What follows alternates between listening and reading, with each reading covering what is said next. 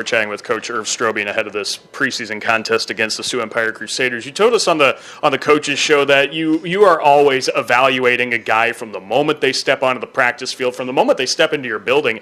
But especially tonight when you have such a close race, say at the DB position, what kind of things especially are you looking for from a player to maybe help them stand above the rest of their competition?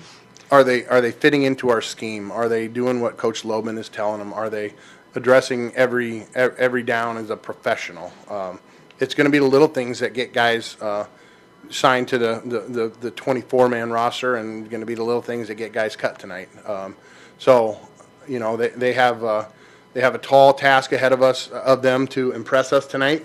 They already have for the whole week in practice. So, but we just got to see more out of them. We talked about the defense a little bit, young in the secondary. Let's look at this offense. Bandit fans for the last 20 years will have somebody to recognize on this offense, whether it's on the line, whether it's at the quarterback position. What do you see out of your offense here this season with the guys you've brought back? Well, we got Bruno back, Scott Jensen back at quarterback. We got a kid named Daniel Smith pushing him. Drew Prohaska's back, Jeff Mack. We feel like Kamal Cass is a great addition to that running back crew. So again, we have some tough decisions there to make. You know, Andre London's back. We've got a really talented crew of rookie receivers in camp.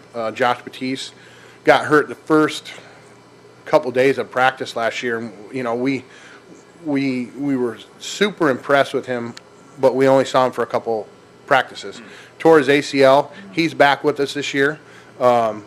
So we expect big things out of him, but you know, again, we have really tough position battles at the receiver spot. So somebody's got to step up tonight. Last question for you, Coach. For those tuning into this contest, whether it's on the radio, whether it's on the live stream, or stopping by the Tyson Event Center tonight, what can they expect out of this Bandit team, and what kind of style of play can they expect? Well, I think, you know, all the coaching staff's intact. We have many veteran players on this. I think you can expect a lot of energy. That's what we want to see out of them. Professionalism. Just an overall fun atmosphere out there for everybody to, you know, watch a good game of football. Absolutely. We're expecting that. Coach, we appreciate your time, and have fun tonight. Thanks for having me on. Yep, that was head coach Irv Strobian, head coach of the Sioux City Bandits. Our pregame coverage continues after this on Fox Sports Radio 620. KMNS, Sioux City.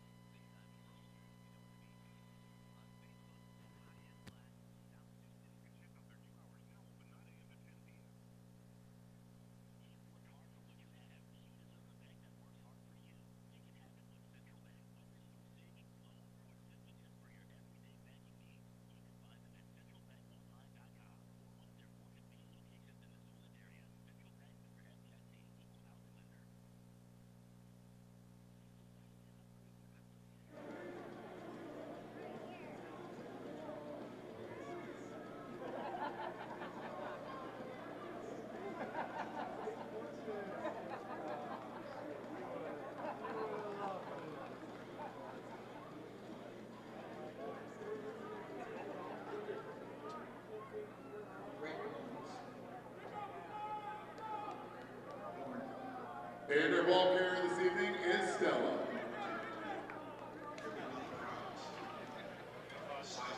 We welcome you back to the Tyson Event Center's Fleet Farm Arena. Daniel Versteg with you here on Fox Sports Radio 620 KMNS, Sioux City. Also on the iHeartRadio app and live streaming on the Champions Indoor Football Network as we get ready to bring you this preseason opener for the Sioux City Bandits, getting ready to take on the Sioux Empire Crusaders. Again, this is the team that Sioux City faced off last year on March 8th of 2020. They took down the Crusaders 51-28. Before the season unfortunately came to a halt and came to a conclusion right there. Now the Bandits ready to pick up where they left off. They'll be receiving the first half kick and then kicking it to start the second half of this ball game. For the Bandits on offense, here's kind of what you can expect on that offensive line. We'll see, or on the offensive positions, I should say. Scott Jensen will be the quarterback. for the Sioux City Bandits here tonight. The wide receiving targets you can expect: Frederick Bruno, Andre London, Zach Eli as well. Running backs, it's kind of a toss with Drew Prohaska, Braden Mintz, Jeff Mack. All of those guys we could expect to see in the running back position this year for Sioux City. Offensive lineman Steve Schmidt is back for his 13th year in a Bandit uniform. Blake Frank on the offensive line, as well as Chris Slugger, the brother of middle linebacker Zach Slugger. We are ready to tee this one up and ready to kick it away to start the 2021 Sioux City Bandit indoor football season, the 20th season of Bandit indoor football here in Sioux City. Ready to kick this one off, Tyler Brody, the kicker for the Sioux Empire Crusaders, the champions of the SPFL in 2019. He raises his left hand, the Crusaders kicking from left to right as we view it, and we're ready to go. They send a low line drive end-over-end kick, bounces at the 10 and rolls into the hands of Jeff Mack at the goal line. Takes up to the 10, 15, 20, left sideline 25, across midfield, and inside the 25. He does not say that he's down. He keeps going to the end zone. And one official called a touchdown, but they ruled him down at the 20. So it's a good kick return, but again, being a scrimmage, they are going to bring this one back inside the 5. They're going to give the Bandits opportunities to run full offensive possessions because, again, you just want to see what the Bandits have. So they're going to bring this back to the 10-yard line after Jeff Mack took the opening kickoff across midfield down to the 20.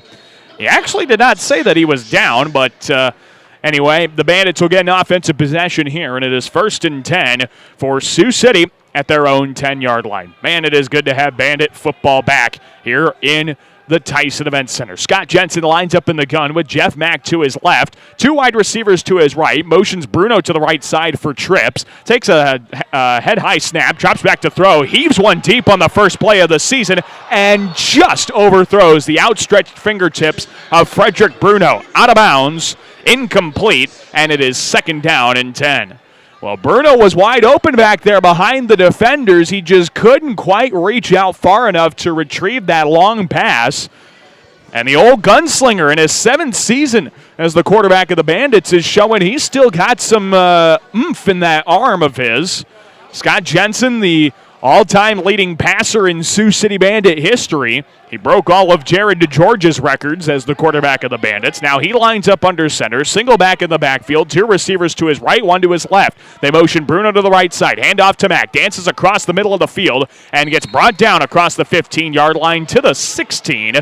Is brought down from behind by Jawan Thomas, and it is 3rd down and 4 for the Bandits. Sioux City went 7-5 last full season, just missing the playoffs for the first time since 2010 and the first time under 9th-year head coach Irv Strobe. Trying to change that here and get themselves back to playoff territory.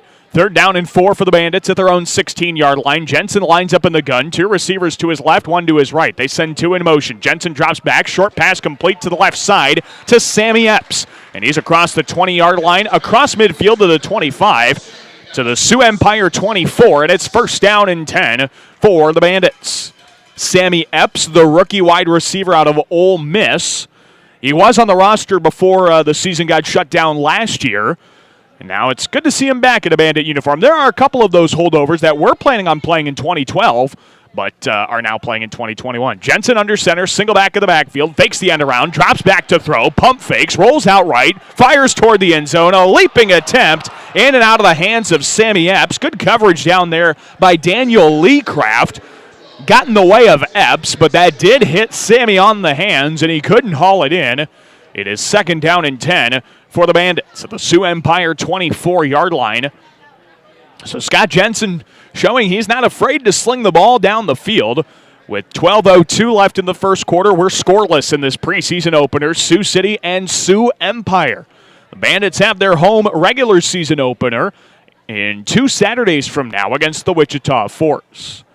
Jensen lines up under center, single back in the backfield, 2 receivers to his left and 1 to his right. Jensen sends 2 in motion, takes a snap, pitches it left. Mack has room across the 20, lowers his shoulder across the 20-yard line, down to the 18 on the near sideline. It's a 6-yard carry for Jeff Mack, and it is 3rd down and 4 for the Bandits. So again, we're at a similar down and distance to what Sioux City completed on their first set of downs of this contest. Now 3rd down and 4, inching closer toward the end zone. Bandits trying to get the first score of the season here in a preseason contest. 3rd and 4 at the Crusader 18-yard line. Single back formation, Jensen under center. 2 receivers to the right go in motion. It's a screen pass right side. Andre London makes the catch and barely dives forward, getting tripped up on the play by Carlos Jackson across the line to gain to the 13-yard line. It's a 5-yard screen pass to Andre London and a first down for Sioux City. Andre London, the 4th-year Bandit out of St. Joseph's, with 15 touchdown receptions on his career here at Sioux City. And hoping for another good season. That wide receiving core is dangerous this year, not only with Frederick Bruno and Andre London, but Zach Eli back. Sammy Epps has proven to be a solid receiving target already to start the year. Josh Batiste, Coach Strobing mentioned him specifically on the pregame coverage. Trips to the left. Jensen drops back 3 steps to throw. Pump fakes, fires toward the left corner, and well overthrows Frederick Bruno out of bounds. Incomplete. It is 2nd down and 10 for the Bandits. They're at the Sioux Empire 13. So Scott Jensen, I think this is going to benefit him a lot more maybe than some of the rookies. Again, the last time he played professional indoor football, it's been a while. I think 2014 was the last time he suited up for the Bandits. 2009 to 2014 he spent with the Sioux City franchise, and now just trying to knock off some of the rust, I think. But he's proven he's got the arm strength, just has to tame it down a little bit. I'd like to see the rookie Daniel Smith as well, just to see what the quarterback position has this year for Sioux City. And Scott Jensen is forced to call a timeout. He was close to the play clock running down, and a timeout is called by Scott Jensen. 9:33 left in the first quarter. We're scoreless. Bandits have 2nd and 10 when we return to the Tyson Event Center in 30 seconds. You are listening to Bandit Indoor Football here on Fox Sports Radio 620 KMNS, Sioux City.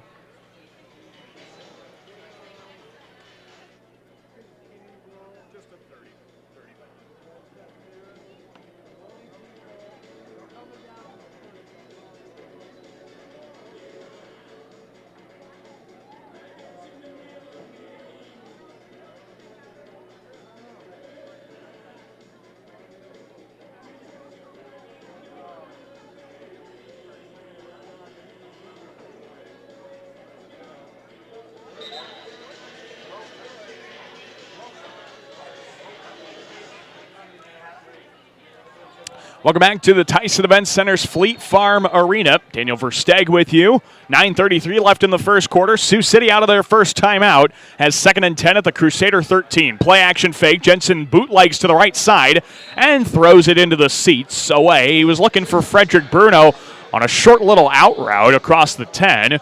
Couldn't find him, and it's now 3rd down and 10 for the Bandits. So Scott Jensen didn't like what he what he saw out there, and is now trying to get things back under control as the quarterback of the Sioux City Bandits. He's getting close. He could eclipse the 10,000 passing yard mark. He would need a lot of playoff games to help him, but we could see some history here with the Sioux City Bandit quarterback. 3rd down and 10 at the Crusader 13. Jensen in the gun, drops back to throw, pump fakes the screen, now dumps it off to Jeff Mack, far sideline to the 10, dances away from a defender, and is tripped up and brought down at the play at the 9-yard line. Phil Williamson and Carlos Jackson on the stop for the Crusaders. It's now 4th down and 6 for the Bandits against the Crusaders. Got to get across the Sioux Empire 3-yard line to convert this 4th down try. Sioux City last year was 13 of 18 on 4th down tries. They also attempted a lot more field goals last year, going 13 for 32 on field goal attempts. So they face a 4th down and 6 here, the Crusader 9-yard line. Bandits line up to go for it as Jensen in the gun, sends 3 receivers in motion to the left side. Drops back to throw on a belt high snap. Looks over the middle, fires toward the right side, and it's off of the fingertips of Andre London. And incomplete, good coverage downfield. Forces that incompletion. It's a turnover on downs. And it is Crusader football, 1st and 10. And they will get it at the Sioux Empire 9-yard line. So the Crusaders head onto the field after going 9-2 in 2019 and Southern Plains Football League champions. We'll see what the Crusader offense has for the Sioux City defense. Let's see what we got on the field for the Bandit defense. Davon Bridges on the end. Claude Davis and Randall Blash. Claude Davis is on the end. Randall Blash Jr. is the tackle. Xavier Spans out there. Reagan Northrup. William Johnson. And some more. We'll get you more of those as well. Here's a pass to the left side. It is complete to the SPFL MVP in 2019, Nick Lawrence. He's across the 20 to the 22. It's a 13-yard completion to Lawrence, and it's 1st and 10 for the Crusaders. Also on the field for Sioux City, let's see. We've got Kamar Greenhouse out there in the secondary, as well as Farden Allen, the safety for the Bandits on defense. 1st and 10. It is Caleb Tinklenberg firing toward the left side. He's across midfield with a completion down to the 22-yard line.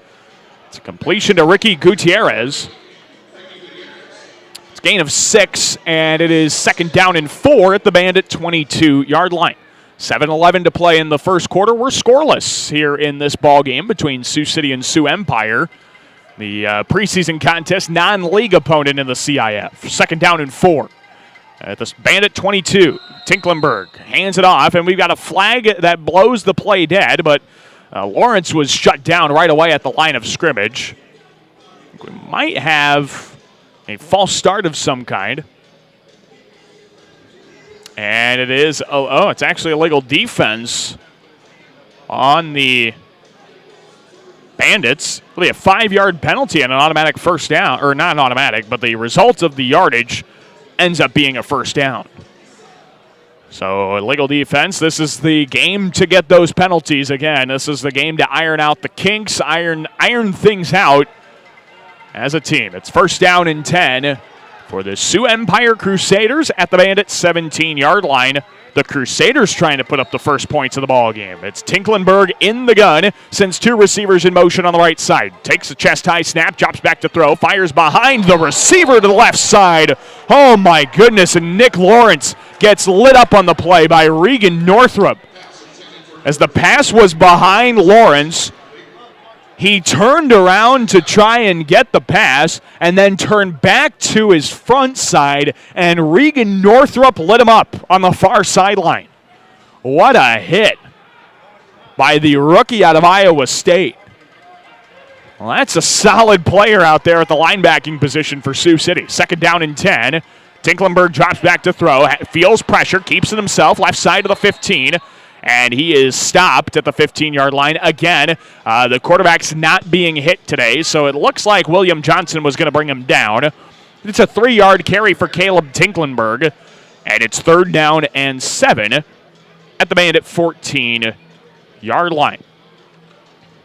So Sioux City's defense gave up a first down on the first play of this possession.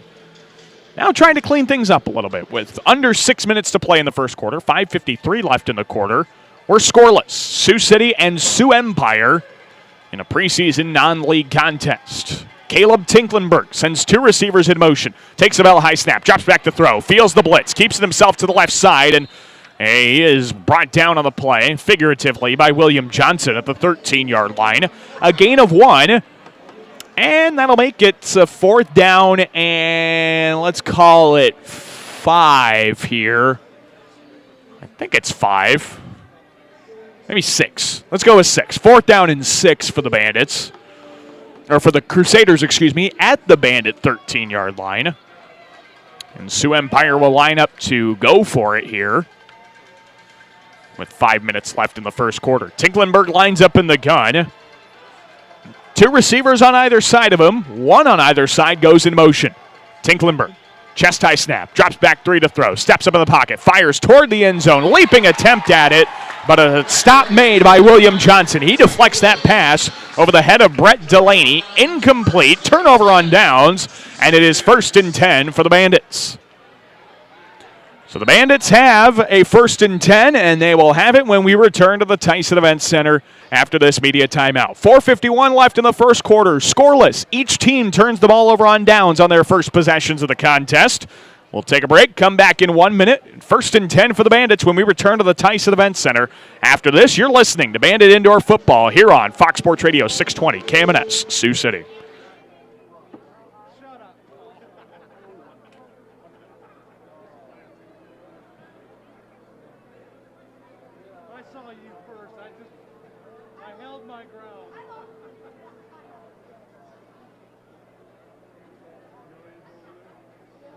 Our Bandits fans are standing up for the hot dog race. Our contestants tonight are Jackson, who's mustard, Brandon, who's who's Brady? Okay, Brady's ketchup, here we go, buddy. And Carly is relish. These guys are going to be racing around the field in these hot dog costumes. First one across the goal at the far end of the other side is going to win a prize. Are you guys ready? Let's cheer them on. On your mark, get set, go! Right now, ketchup's in the lead. Relish catching up on ketchup. Oh, almost there. Keep going, guys. Keep going. Let's cheer them on. We welcome you back to the Tyson Event Center's Fleet Farm Arena.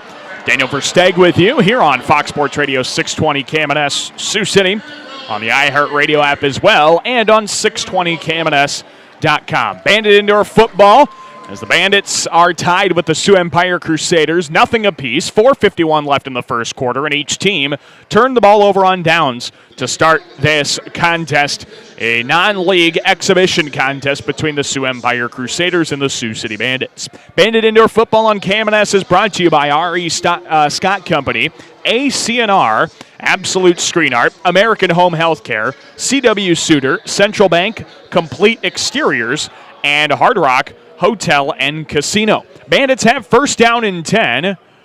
They'll have it at their own 13-yard line, lined up on the left hash. Scott Jensen in the single back formation under center. Drew Prohaska in the backfield as a running back. Drops back, a delayed handoff. Prohaska up the middle, across the 15, loses the football. It is fought for on the turf. Sioux Empire dives on it, and it is going to be a turnover. Crusaders recover the loose football on the fumble by Drew Prohaska. And just like that, 1st and 10.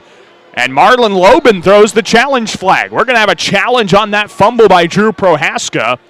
As of right now, the result of the play is 1st down and 10 for the Sioux Empire Crusaders at the Bandit 22-yard line. So our referee and officiating crew will go under the hood and take a look at this fumble, see if they've got definitive evidence. Again, if we can remind you all of what they're looking for, they're going to look for something that clearly and conclusively overturns the call the other way. And I don't know, there were a lot of bodies flying around the football, but we'll see if they can find something. With 4:37 left in the first quarter, scoreless in this contest. Let's thank more of our Bandit Indoor Football sponsors for bringing you Bandit Football here on KMNS, like Heartland Chiropractic, Hy-Vee, Ichabod, Nova's Carpets, L&L Distributing, Northwest Bank, RVP Video Productions, Rushworks, Seaboard Triumph, Security National Bank, Sioux Gateway Airport, Steffen Truck Equipment, Texas Roadhouse, Thompson Electric, Wall of Fame, West Rock, and Winnevegas Casino and Resorts. With the Bandits and Crusaders tied at nothing apiece here in the first quarter. 4:37 left in the first quarter. Do want to remind you the regular season gets going for the Bandits 2 Saturdays from now, as Sioux City will take on the Wichita Force on April 10th, 7:05. Get your tickets for the regular season opener for the Bandits. Let's see if we can hear. And we can't hear the referee on the microphone. They did not find anything to overturn the call, so Sioux Empire will retain possession. And it is a fumble attributed to Drew Prohaska on that 7-yard carry. So Sioux Empire has 1st and 10 at the Bandit 22-yard line. See if the Crusaders can capitalize On this turnover, Caleb Tinklenberg in the gun, and he gets Randall Blash to jump into the neutral zone. The encroachment penalty, loses 5 yards for the Bandit defense, gains 5 for the Crusader offense. It'll be first down and 5 for Sioux Empire.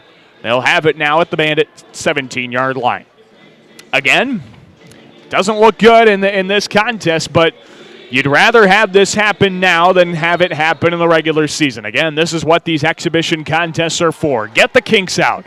These guys haven't played football in 2 years, so again, give them some time here. First and 5 at the 17. Tinklenberg drops back to throw. Over the middle pass, juggled and caught. Across the 10-yard line, down to the 7 is Brett Delaney. He's brought down to finally at the 6-yard line. It is a gain of 11, and it's first down and goal for the Sioux Empire Crusaders.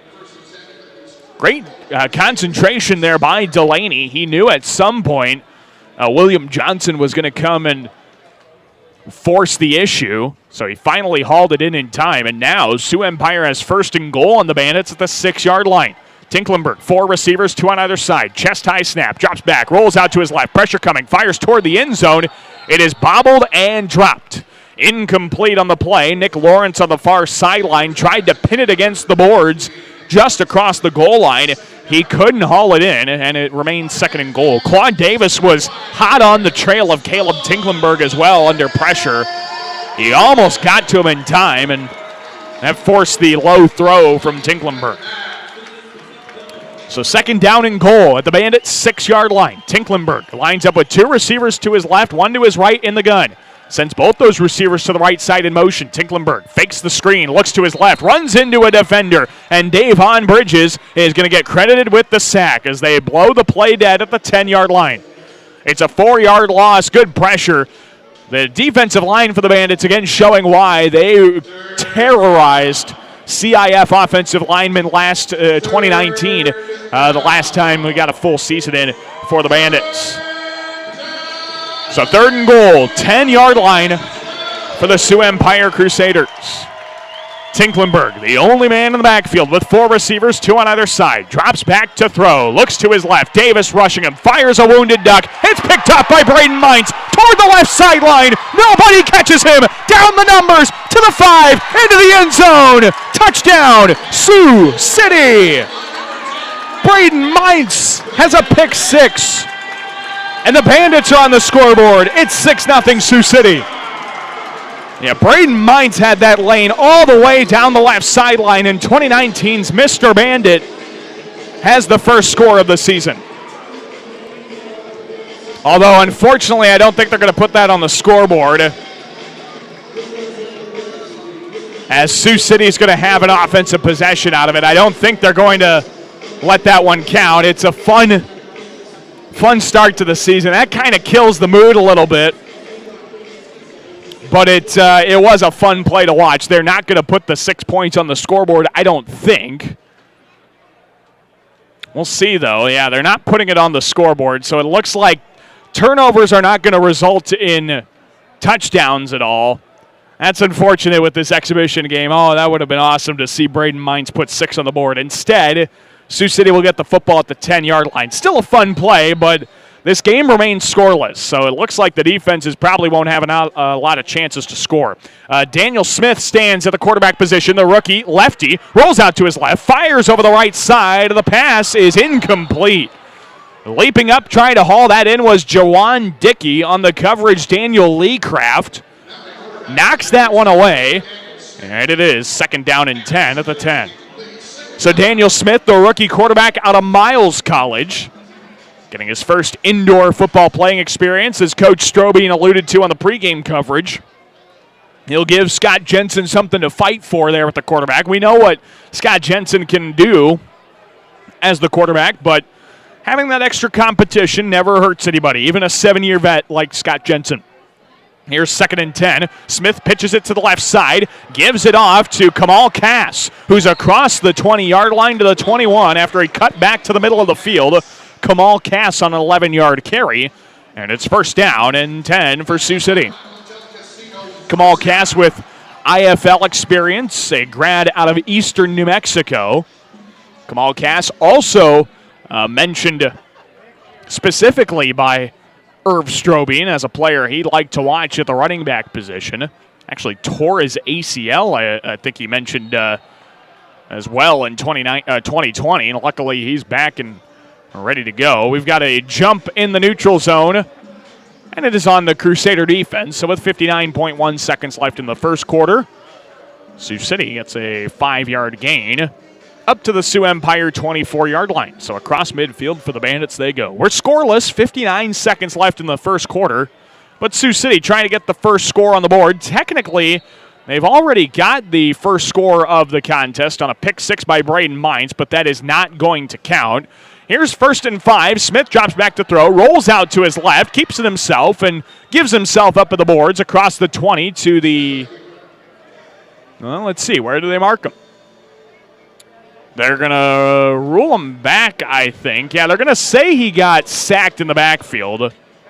Again, with no actual tackling going on. So they're going to drop him for 4 yards. They did not blow the play dead quick enough, evidently. So they're going to lose 4 yards on that sack, quote-unquote. Again, quarterbacks not being hit in this contest.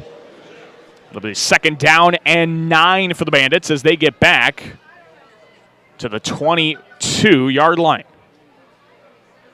The clock will run out here in the first quarter. Score tied at 0. That is the end of one quarter.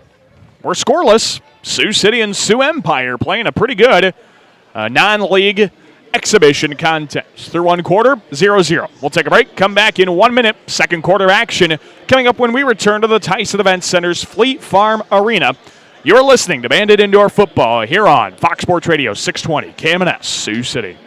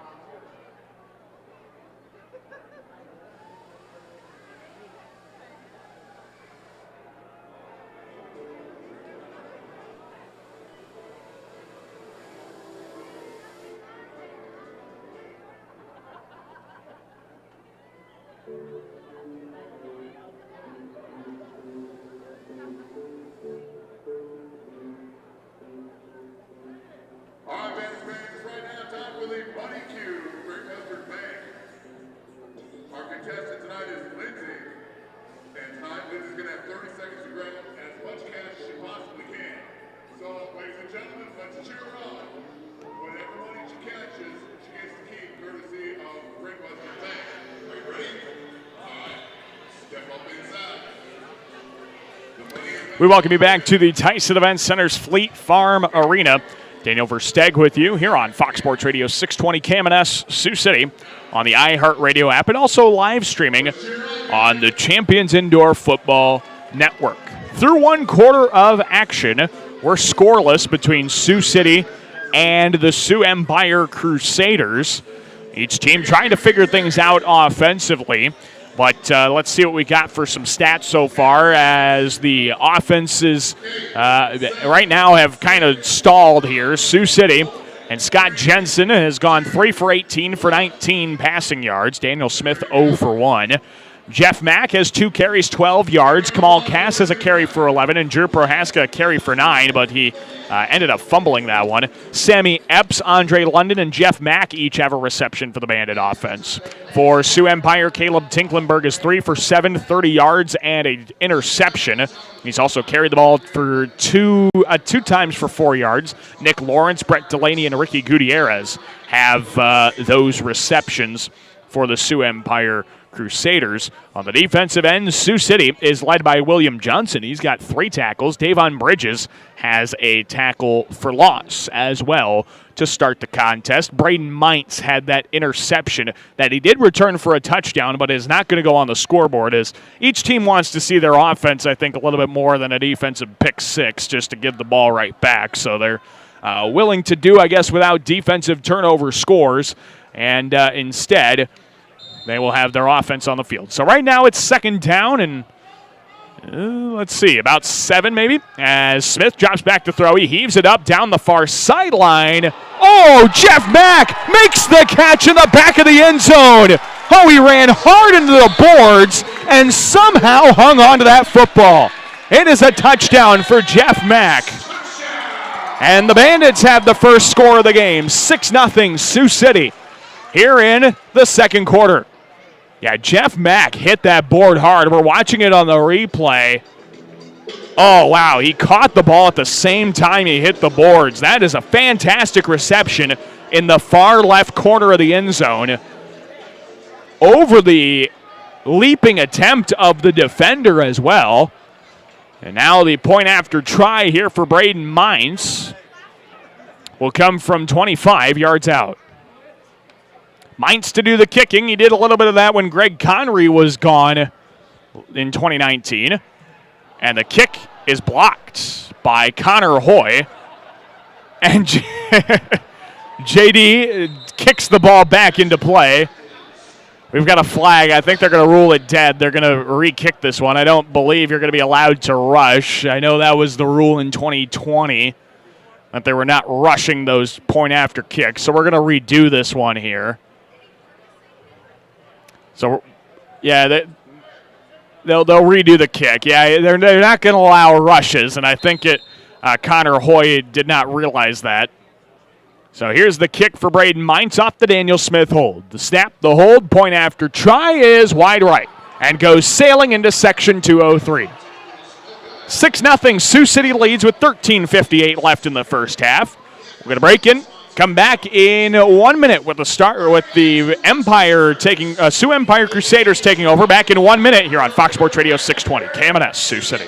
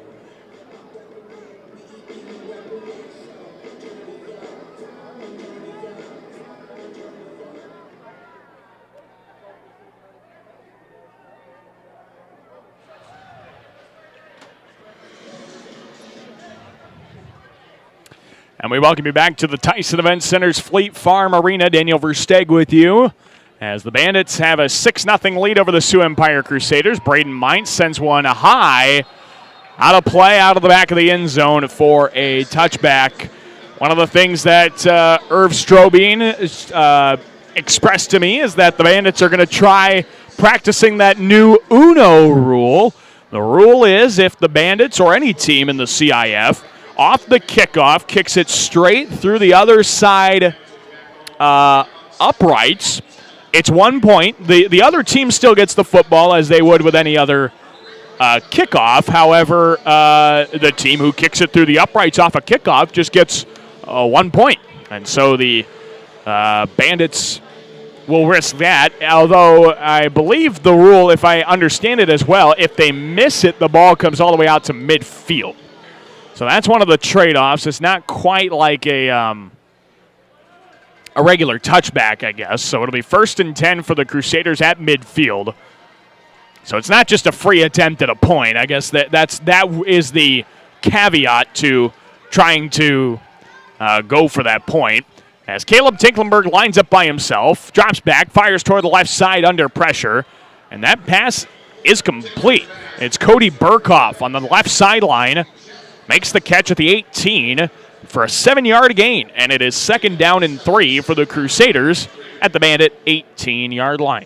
Sioux City leads Sioux Empire 6-0 with 13:15 left in the first half of the ball game.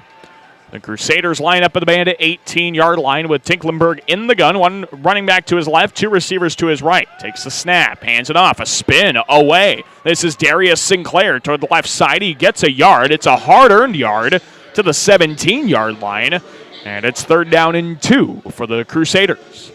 Darius Sinclair, the running back for Sioux Empire on that play. It's 3rd and 2 for the Crusaders. The Bandits 17. Crusaders trying to get on the scoreboard for the first time in this ballgame again. They played Sioux City pretty well last season. This is a team that you really want for that exhibition contest. You don't want a team that you're just going to beat the snot out of in the preseason. That doesn't teach you anything. 3rd down and 2. Tinklenberg, chest high snap, drops back, fires a little too early for his intended target, Cody Burkhoff. He wasn't even looking for the pass. He was still trying to get free of defensive back Farden Allen. And it's now 4th down and 2 at the Bandits' 17-yard line. Tinklenberg was feeling the heat. The Bandits rushed 4. Regan Northrup, I believe, is that linebacker there. Yeah, he is. With Blash, Davis, and Bridges as the other linemen. It's 4th and 2 at the Bandits' 17-yard line. Tinklenberg lines up in the gun. Two receivers to his left go into motion to the right side. Tinklenberg drops back to throw. Blitz coming. Fires toward the end zone. Right side. The pass is off of the right hand of Cody Burkhoff. Incomplete. William Johnson and Kamar Greenhouse on the coverage for the Bandits. The incompletion turns the ball over on downs. And it's 1st and 10 for the Bandits. They'll have it at their own 17. What a leaping attempt, though, by Cody Burkhoff. He got his right hand over the defender, got a paw on that football. Just couldn't quite haul it in. That's a great effort by Burkhoff. But that effort does not bear a touchdown. So it is 1st down and 10 for Sioux City at their own 17-yard line. Bandits got into the end zone for the first time this season on a touchdown pass from rookie Daniel Smith to Bandit veteran Jeff Mack. 1st and 10 at the Bandits' 17-yard line. Smith back there in the gun. They motion Bruno to the left side for trips on that left side. Chest high snap, dropping back to throw. Smith fires over the middle. It's complete to Andre London across midfield to the 23-yard line. It's enough to move the chains. And it's a 1st down for the Bandits to the Sioux Empire 23-yard line. Andre London with his 2nd catch of the ball game. And this one gets him double what his first catch got him. 10 yards on that completion for London. And it's 1st and 10 at the Crusader 23. Do want to remind you once again that the Bandit regular season opener, it comes 2 Saturdays from now, 7:05 kickoff. 2 weeks from now against the Wichita Force. Under center, Daniel Smith, single back, fakes the handoff to Bruno, bootleg to the left side. I think that was supposed to be an intended end around, but Smith muffed the handoff to Bruno, so he had to keep it himself. He loses 2 yards on the bootleg to the left side at midfield. And now it's 2nd down and 12 for the Bandits.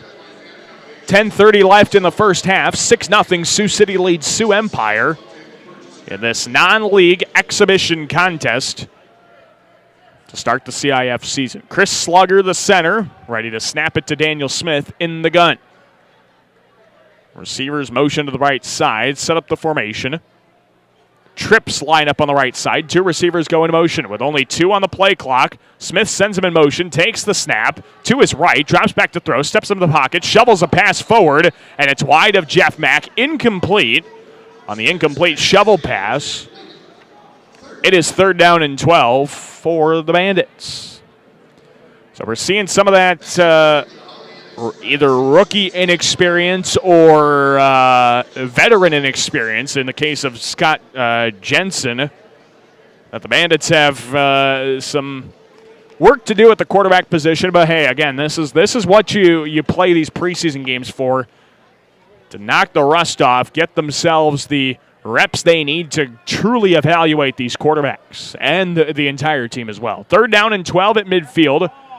Smith takes the snap out of the gun, belt high snap, drops back to throw. Over the middle, pass is complete. Sammy Epps to the 15, dives forward, he's close, and he's got a 1st down.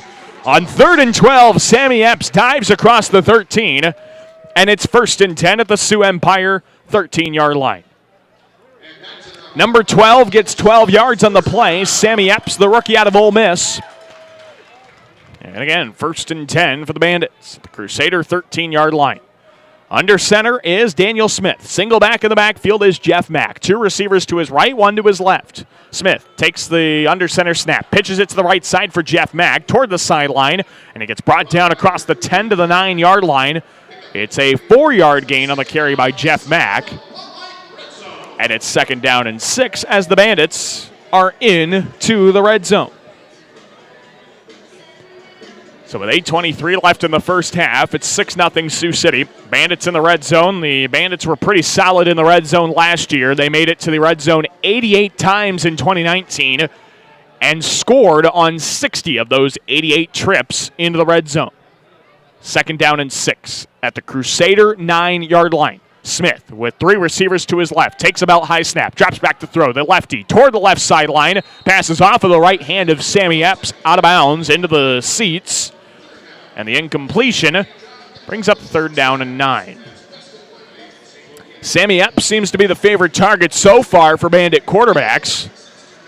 I believe that is his, he had his 2nd catch, but I know he's been targeted a number of times. I don't know if we could see the number of targets that he's had, but it's been quite a lot. 3rd down and 6 at the Crusader 9-yard line.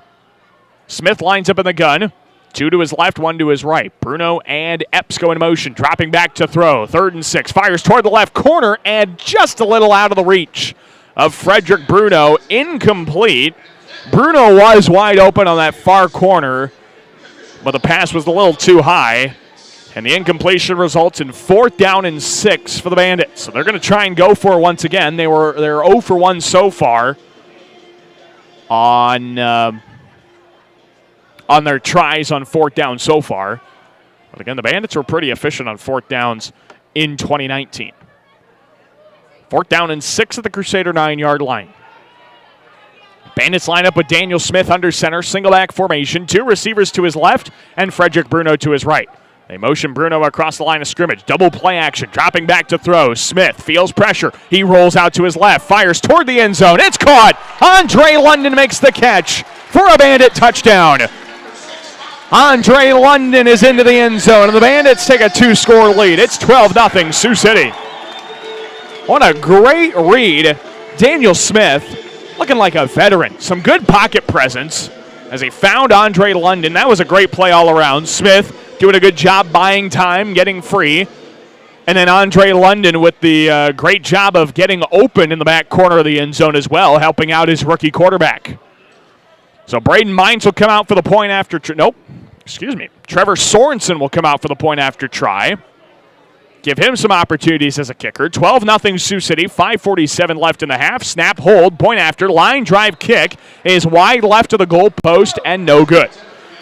With 5:42 left in the first half, 12-0, the Bandits lead the Crusaders in this non-league exhibition contest. We'll get a break in. We'll come back in 1 minute. When we do, we'll have the Bandit kickoff. We're back in 1 minute to the Tyson Event Center's Fleet Farm Arena.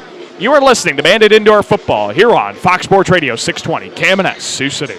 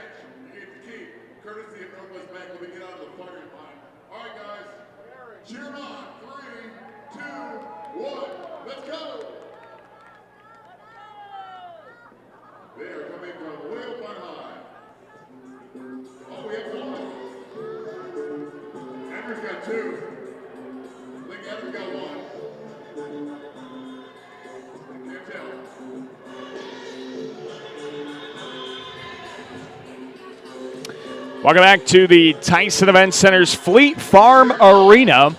Daniel Versteg with you here on Fox Sports Radio 620 KMNS Sioux City. We're also on the iHeartRadio app, 620kmns.com, and also live streaming on the Champions Indoor Football Network. With 5:42 left in the first half, Sioux City leads Sioux Empire 12-0 in this non-league exhibition contest. Daniel Smith, rookie quarterback, has looked pretty solid so far. Smith is 4 for 8 for 59 passing yards and 2 passing touchdowns. Jeff Mack has 2 catches, 32 yards, and a receiving touchdown. Andre London, 3 catches, 24 yards, and a receiving touchdown for the 4th-year veteran out of St. Joseph's. So that's how things have gone so far. The Bandits have shut down Sioux Empire on 4th downs twice, I believe. Yeah, 0 for 2 on 4th down tries for the Crusaders. And the Bandits looking pretty solid offensively. They knocked the rust off on that first possession, turned the ball over on downs, but now they have gotten things going offensively and look pretty solid to start this exhibition contest. Trevor Sorensen goes back to kick this one away from left to right. He approaches and sends a high end-over-end kick that sails out of the back of the end zone for a touchback. So 5:42 left to play in the first half. Sioux City leads Sioux Empire 12-0. And the Crusaders will get the football out at midfield. Again, unfortunately, if you want to kick it out of the back of the end zone, you have to bounce it out of the back of the end zone. But again, the Bandits are trying for that new Uno rule to try and see if they can steal a point here. That's harder than it looks. Again, people might say, oh, it's just like a 58-yard field goal, but that's a lot tougher than it looks. And that Uno rule could come in to some very interesting scenarios once we get things going in the CIF. But now it's 1st and 10 for the Sioux Empire Crusaders at midfield. Caleb Tinklenberg lines up in the gun, trips to his left, takes the snap, chest high, drops back 3 to throw, fires over the middle. That pass complete to Cody Burkhoff across the 15-yard line toward the far sideline where he is wrapped up and brought down by Allen, Spann, and Johnson. It's a gain of 12 on the play to the 13, and it's 1st down and 10 for the Crusaders. So Caleb Tinklenberg found the seam in the defense and got himself a 1st down. The Crusaders yet to score. It's 12-0 Sioux City, under 5 minutes to play in the first half. And the Crusaders approach the line of scrimmage at the Sioux City 13. Here is Tinklenberg lining up in the gun, 2 to his right, 1 to his left. Sends 1 in motion, takes a snap, play action, bootleg keep to the left side of the 10, and he is rolled down at the left sideline at the 7-yard line, maybe the 8. It's a gain of 5 on the stop by Kamar Greenhouse. Actually, it's a 4-yard carry down to the 9. And so it's 2nd down and 6 for the Sioux Empire Crusaders in the red zone for the first time in this exhibition contest. 2nd down and 6 at the Bandit 9-yard line. Let's see what the Bandit defense has in the red zone for the Crusaders. Tinklenberg lines up in the gun with 4 receivers set. Drops back 3 to throw. Fires toward the right side. Passes hauled in. It is caught by Braden Bartman across the 5 to the 4-yard line. That's a gain of 5. As Xavier Spann and Farden Allen make the stop. Again, a 5-yard gain on the completion to Braden Bartman. It's 3rd down and 1, though, for the Crusaders at the Bandit 4-yard line. So the Bandit offense is going to get an opportunity here to try and go for a goal line stand, and it's a pleasant sight to hear the Bandit fans getting behind their defense for a goal line stand opportunity. Tinklenberg in the gun, drops back to throw, and we've got a flag that rules the play dead. Looks like a timing issue on the motion. Yep. It's on the Crusaders. Legal motion. It's a 5-yard penalty. And so that rules back the line of scrimmage to the 9. It's 3rd down and 6 for the Crusaders. So the Bandits don't quite get a goal line stand, unfortunately, due to the penalty. But instead, it'll be 3rd down and 6. With 3:19 to play in the first half, 12-0 Sioux City leads Sioux Empire. Getting close to the 1-minute warning here in the second quarter. And the Crusaders tick down the play clock down to 10 seconds. They might have to call a timeout here. Don't think they are aware of where the play clock sits right now. Tinklenberg to the line of scrimmage nonchalantly. And the play clock sits at 0. Got a flag for a delay of game. They'll blow this play dead before it even starts. Yeah, the Crusaders had no clue. So 5-yard penalty backs them up to the 14-yard line. And from 3rd and 1 in the red zone to 3rd and 11, the Crusaders penalize themselves out of the red zone. So again, it's 3rd down and 11 at the Bandit 14-yard line. Tinklenberg sends 2 in motion to the right side. In the gun, chest high snap, drops back to throw, fires toward the right side. It's off the fingertips of a leaping Cody Burkhoff. Incomplete. And it's 4th and 11 for the Crusaders. So Tinklenberg could not find the intended target. With 2:28 left in the first half. Got a timeout on the field from Sioux City. 2:28 left in the first half. 12-0 Bandits out in front of the Crusaders. And the second charge timeout for the Bandits. We'll be back in 30 seconds to the Tyson Event Center. You're listening to Bandit Football here on Fox Sports Radio 620 KMNS, Sioux City.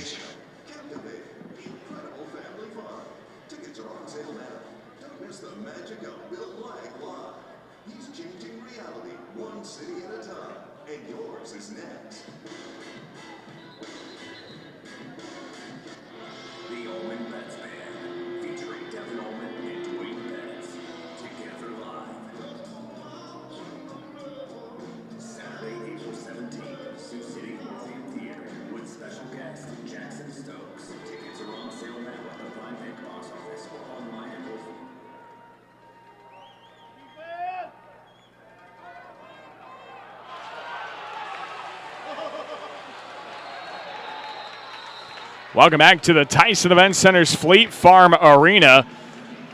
Caleb Tinklenberg was hit hard on the play, and a great rush by Claude Davis. They ruled it a fumble.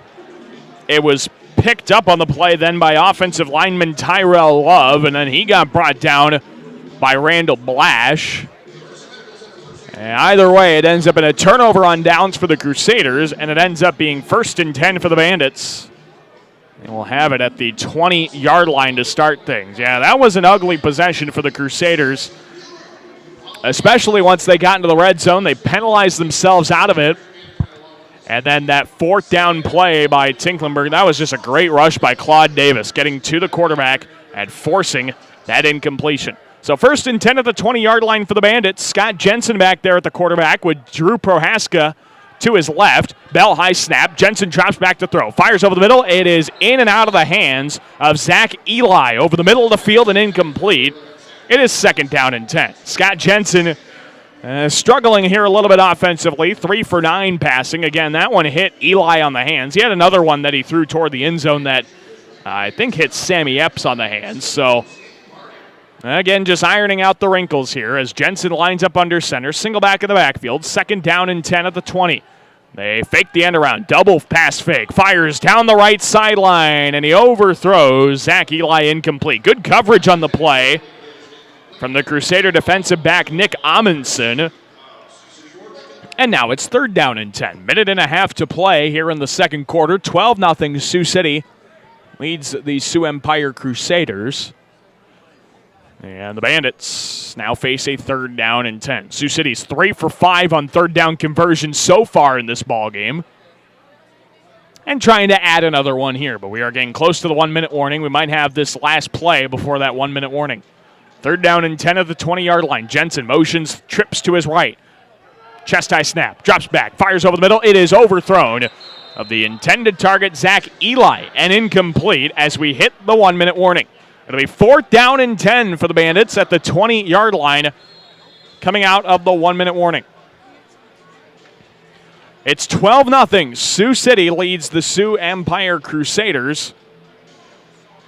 And, well, will we take a timeout? Looks like we will. We'll be back in 30 seconds on the 1-minute warning. We'll be back in 30 to the Tyson Event Center Fleet Farm Arena. You are listening to Bandit Indoor Football here on Fox Sports Radio 620 KMNS Sioux City.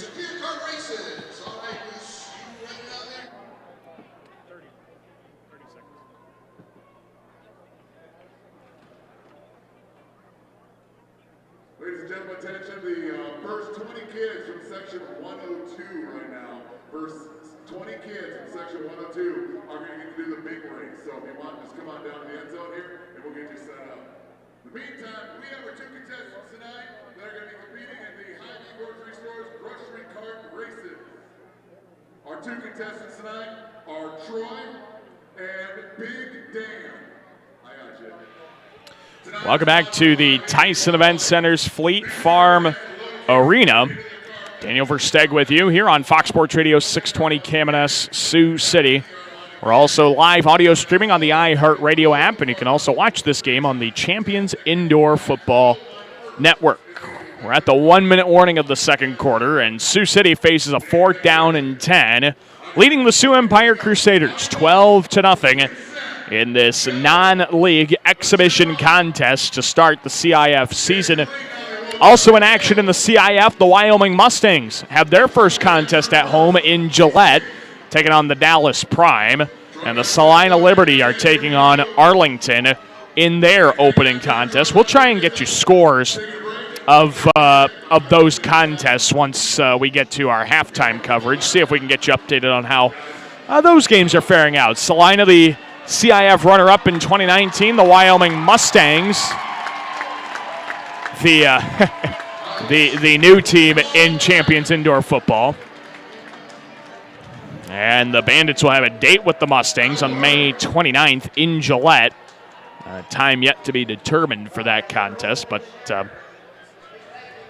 we'll get you that time once we get to it. Again, 2 Saturdays from now, get your tickets to the Tyson Event Center for the Bandit regular season opener against the Wichita Force.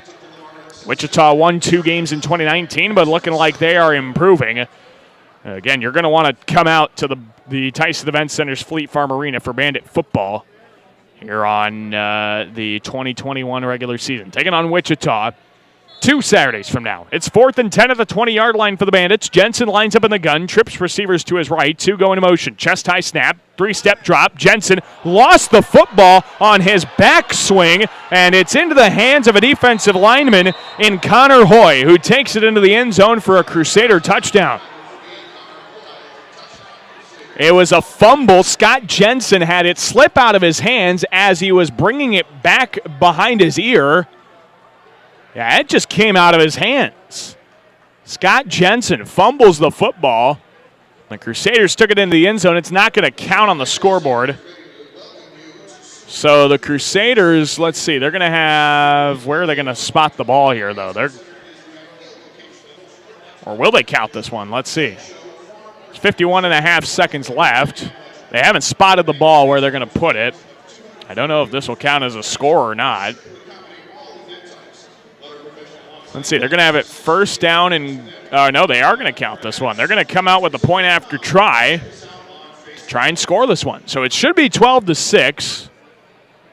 With the Bandits out in front, 51.5 seconds to play. They haven't put the touchdown yet on the scoreboard, so I don't know if they're going to count that one, but they are going to kick a point after here. Tyler Brody will try this point after here for the Crusaders. Off of the hold of Nick Lawrence. It's 12-6 Sioux City, 51.5 seconds left in the second quarter. And here's the snap, the hold. The point after try by Tyler Brody is straight through the uprights and good. 12-7, Sioux City leads Sioux Empire, 51.5 seconds left in the first half. We'll take a break. We'll be back in 30 seconds to the Tyson Event Center's Fleet Farm Arena. You are listening to Bandit Indoor Football here on Fox Sports Radio 620, KMNS, Sioux City.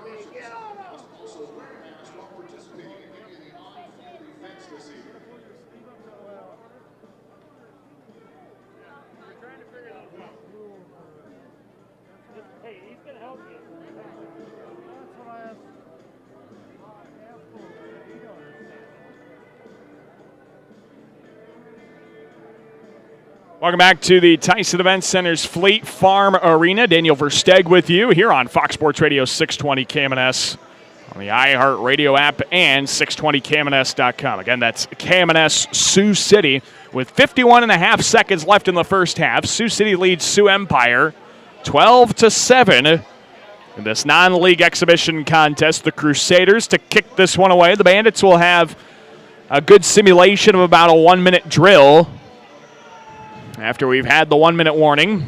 51 and a half seconds left in the half. Again, our halftime coverage will we'll try and get you some scores from around the CIF. Wyoming and Salina in action in preseason contests. And we'll break down the stats from the first half of this ballgame. Back to kick this one away is Tyler Brody. He approaches and sends a squib kick right up the middle of the field, and it is picked up on the third hop by Frederick Bruno. Takes it to the 20 across midfield, down to the 23-yard line where Frederick Bruno is ruled down on the return. It's 1st and 10 for the Bandits. We'll see if they keep it there. They will keep it at the 22-yard line of Sioux Empire. So the Bandits will start their 46-and-a-half-second drive at the Sioux Empire 22-yard line. Good opportunity for the Bandits to practice clock management, practice a low-time drive. Scott Jensen is back there at the quarterback position, hoping to clean things up a little bit. He's not looked too impressive to start things. Jensen in the gun, takes a chest-high snap, drops back to throw, looks over the end zone, fires, and the pass is wide of Sammy Epps. And incomplete, just a little too far ahead of Sammy Epps. And it'll be 2nd down and 10 for the Bandits at the Sioux Empire 22-yard line. Epps has been a pretty solid target so far for the Bandits. Both Jensen and Daniel Smith have enjoyed throwing to Epps so far, although Epps has only hauled in 2 catches. 2nd down and 10 at the Crusader 22-yard line. 41 and a half seconds left in the first half. 12-7 Bandits.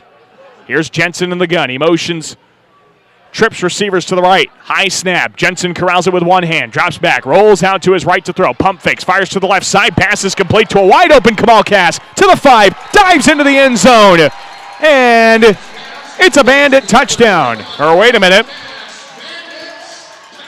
Kamal Cass got in, but we have a flag on the play, and it'll be holding on Sioux City. So this touchdown will go back.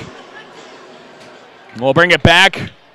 Take away the fanfare. It's a holding penalty. It looks like they got Steve Schmidt on the call, the 13-year Bandit vet from the University of South Dakota. Commits the hold, takes back the touchdown, and it'll be 2nd down and 20 for Sioux City. 32 seconds left in the half. And so it'll be 12-7 instead. And the Bandits have it at their own 18-yard line. And so, yeah, that is 2nd down and 20 for Sioux City. So we'll try that again. Jensen did a good job there. He rolled out of the pressure and dumped it off to Cass, who was wide open. Here's Jensen under center, single back of the backfield. They motion Bruno, hand it off to him on an end around. To the right side, has blockers across the 20 to the midfield marker. And he is brought down from behind by Jawan Thomas at the Crusader 24-yard line. We've got a whistle that stops the clock. And it's unfortunate that the mic on the referee is not working. Did they call a timeout? They did call a timeout. It's a Bandit timeout with 25 seconds left in the half. We're going to keep it here, though. It's 18-7. Sioux City leads Sioux Empire. That is the Bandits' 3rd and final timeout of this second quarter. That was a good carry by Bruno on the end around. It picked up 8 yards, and it's now 3rd down and 12 for Sioux City. 3rd and 12 at the Crusader 24-yard line. Jensen lines up in the gun. A receiver to his left in Frederick Bruno. He motions him to the right side to make trips on that side. Jensen, belt high snap, drops back to throw, steps into the pocket, sees pressure. He rolls out of it to his right, near sideline, fires to the end zone, leaping grab, Sammy Epps for a Bandit touchdown. Sammy Epps in the right corner of the end zone, back corner. Jensen fires it in, and Epps hauls in the catch. It's 18-7 on the Bandit touchdown. Great job again. Jensen showing mobility. He just kind of lofted it up there, and Epps was in the right place at the right time and scores the 6th for Sioux City. And with 16 seconds left in the half, it's 18-7 Bandits. So Braden Mintz will come out for the point after try. They got to figure out the kicking. That was something Coach Strobing told us during the coaches show as well, that kicking is not going to be a strong suit for the Bandits with Greg Connery retiring from indoor football. Daniel Smith to hold this one for the boot of Braden Mintz. Snap, hold, laces out, and the point after try is through the uprights and good. Our score with 16 seconds left in the half, 19-7. Sioux City leads Sioux Empire in this non-league exhibition. We'll take a break. Back in 30 seconds with a kickoff. You are listening to Bandit Indoor Football here on Fox Sports Radio 620 KMNS, Sioux City.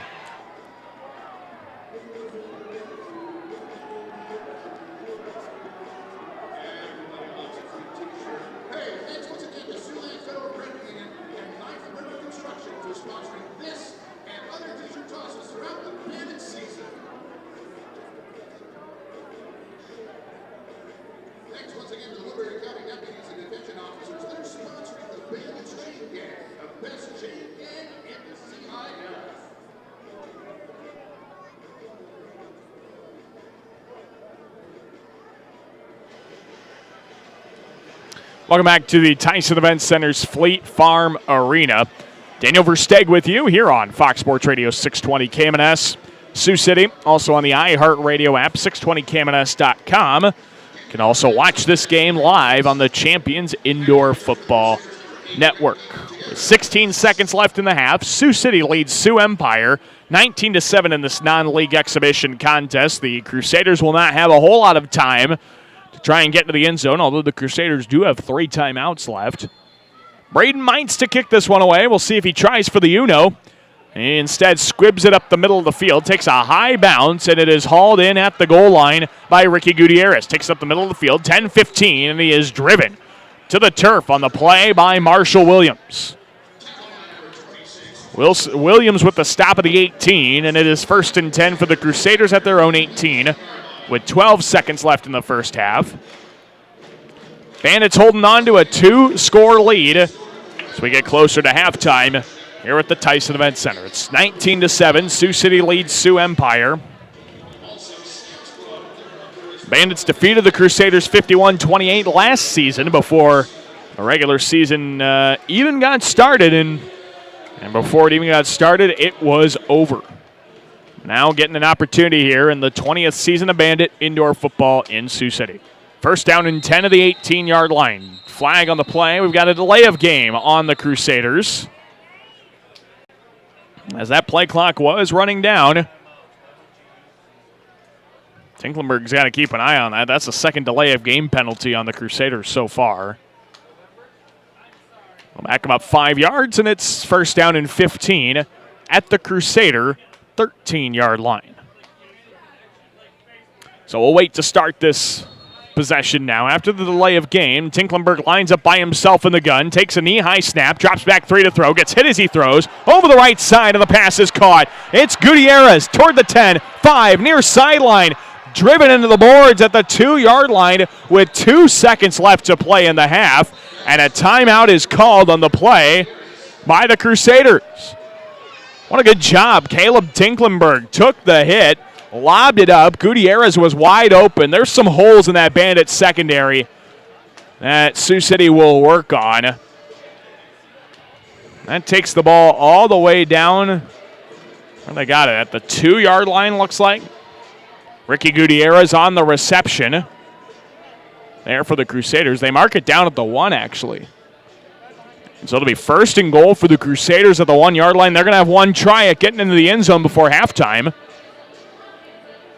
And they can try and go 2 for 1 if they get a score here. They're going to get the ball back to start the second half of this contest. 19-7, Sioux City leads Sioux Empire. 2 seconds left in the first half. Crusaders have the ball at the 1-yard line. One play trying to get it in the end zone. Tinklenberg in the gun. 3 receivers to his right. Sends him in motion. Takes a low snap. Bobbled it. And he gets driven backwards. Great rush on the play as Marshall Williams comes in on the rush, knocks him to the turf, And that's how the first half ends. Our score, Sioux City 19, Sioux Empire 7. We'll get a break in. We'll come back. We've got halftime stats and maybe some scores from around the CIF. We'll see if we can track those down for you. Again, our score, Sioux City 19, Sioux Empire 7.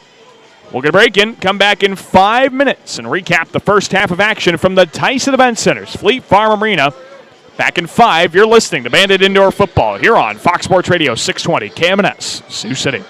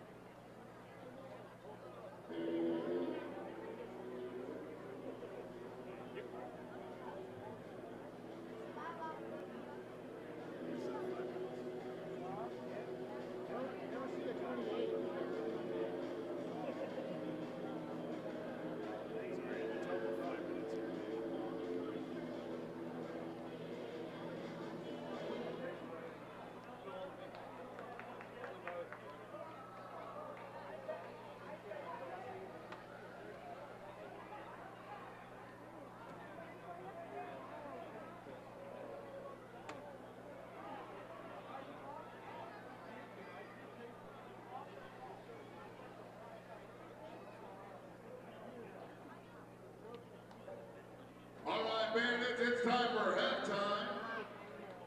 Tonight, Echo Electric named that 2 promotion that we're about to play here. Our 2 contestants tonight are Kristen and Frank. And Frank just applauded for Kristen. That was really nice. You noticed that Kristen did nothing. That was interesting too.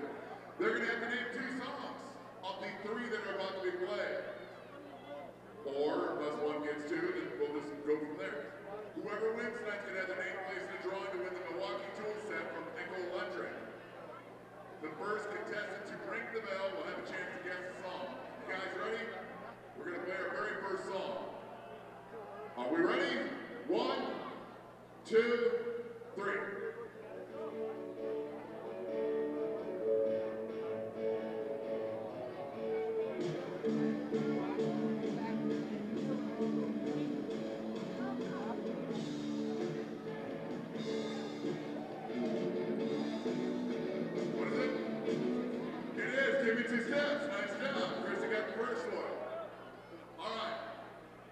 Supposed to be rap.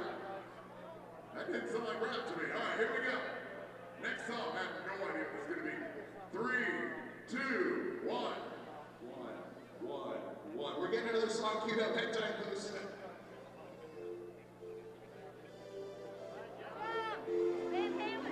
What is it? You rang it for nothing. That's awesome. Well played. It is. It's Jump. Kristen wins. Jump. And she was nervous too. You did great. You did great. Big round of applause for both of them, guys. Thank you so much. Where we at? It's time now for the Security National Bank Twin Bing Dash for Cash. Do we have all the kids right here? Okay. All right, guys. You see the Twin Bings? Are you ready? On your mark, yo, we need 1. On your mark, get set, go! Let's cheer them on, guys.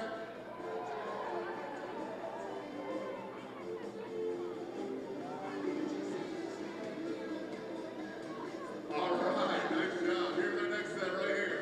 Guys, on your mark, get set. You're cheating. You're on your foot's above the line. You gotta go back. Just a little bit. There you go. On your mark, get set.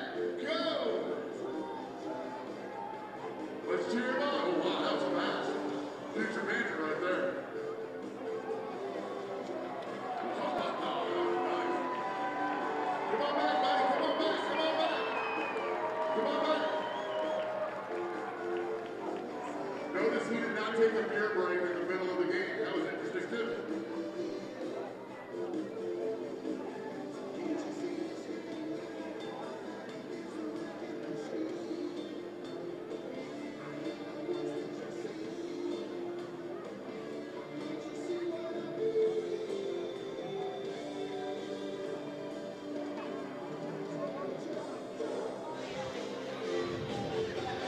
And we welcome you back to the Tyson Event Center's Fleet Farm Arena. It is halftime, and the Sioux City Bandits lead the Sioux Empire Crusaders 19-7 at the halftime break. Daniel Versteg with you, bringing you Bandit football here on KMNS as we plan to do each and every week of this 2021 regular season. And although it's not going to be a regular season, that's for sure, of course, with COVID-19 and all those other extraneous things in the world going on. But it is halftime here after going scoreless in the first quarter. Sioux City leads Sioux Empire 19-7 here at the first half of the contest. Let's see how this one all happened. The first half for Sioux City, they have 131 yards of total offense. That comes on 89 passing yards and 42 rushing yards. For the Sioux Empire Crusaders, they have 84 yards of total offense, 8 rushing yards, and 76 passing yards. Sioux City's forced an interception from the Crusaders, but the Crusaders have also forced a fumble from the Bandits. So each team with at least one turnover. Sioux City actually with two fumbles that Sioux Empire was able to pick up, one by Scott Jensen and one by Drew Prohaska in the first half as well. Sioux City leads the time of possession, 18 minutes and 53 seconds to Sioux Empire's 11 minutes, 7 seconds. 4 penalties for each team for about 20 yards each. Sioux City's 4 of 7 on third down conversions, 1 of 3 on fourth down conversions, and the Crusaders have been really shut down. The Sioux Empire is 0 for 4 on third down tries, 0 for 3 on fourth down tries. In the red zone, Crusaders are 0 for 3 on red zone scoring opportunities. The Bandits are 1 for 2. Time to take a look at individual numbers in the rushing category. Jeff Mack leads the way for Sioux City. He has 3 carries, 16 yards. Kamal Cass has a carry for 11 yards. Drew Prohaska, a carry for 9. And Frederick Bruno, a carry for 8 yards. In the passing department, Scott Jensen is 4 for 13, 43 passing yards and a passing touchdown, and that going to Sammy Epps. Daniel Smith, the rookie out of Miles College, is 4 for 8, 59 passing yards and 2 passing touchdowns. Receiving the football, Sammy Epps leads the way. He has 3 catches, 46 yards, and a touchdown reception. Andre London has 3 catches, 24 yards, and a touchdown reception. Jeff Mack, 2 catches, 32 yards, and a touchdown reception. On the defensive side of things, Sioux City led by William Johnson. He's got 4 tackles. Right now in the sack department, Randall Blash and Davon Bridges each with a sack. Bridges has a tackle and a half for loss. Blash has 1 tackle for loss. Marshall Williams has half a tackle for loss as well. Randall Blash forced a fumble from Sioux Empire that they recovered. An interception came from Braden Mines. Claude Davis has 1 quarterback hurry. And William Johnson's got in the way of 2 passes that he has broken up so far.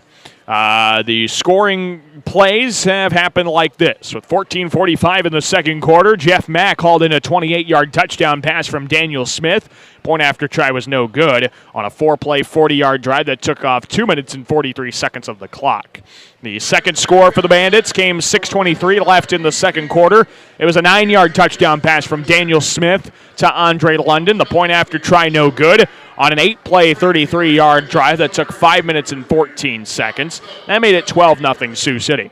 51 seconds left in the half. Connor Hay picked up a fumble and ran it 11 yards to the house for a touchdown. Tyler Brody with the point after try made it 12-7. And then Sioux City, with only 45 seconds left of the half, marched down the field on a 3-play, 22-yard drive that took 30 seconds off the clock. And it ended on a 24-yard touchdown pass from Scott Jensen to Sammy Epps. And that's where we are after the point after kick was good by Braden Mines. 19-7. Sioux City leads Sioux Empire. The Crusaders, let's take a look at their numbers on the offensive side of the football. Rushing things, Caleb Tinklenberg has 4 carries for 4 total yards. Darius Sinclair has a carry for 1 yard. Passing the football, Caleb Tinklenberg is 7 for 14, 89 yards and an interception for Tinklenberg, yet to find the end zone through the air. Ricky Gutierrez has 2 catches, 42 yards. Cody Burkhoff, 2 catches, 19 yards. Nick Lawrence, Brett Delaney, and Braden Bartman each have a catch as well for the Crusaders. Defensively, Sioux Empire is led by Jawan Thomas and Fred Mitchell with 3 tackles apiece. Fred Mitchell, former Sioux City Bandit, I might add, has a sack and a tackle for loss. There's also, a half a tackle for loss for Juwan Thomas and Connor Hay, who took that fumble recovery into the end zone. Fumbles have been forced by Daniel Leecraft, and another fumble was recovered by Jeff Wessendorf. Leecraft has also gotten the way of a pass so far. Right now, Sioux City leads the Sioux Empire Crusaders 19-7 at halftime, and right now there's definitely some rust that's being knocked off. Right now the Bandits are only 8 for 21 passing the football as a team.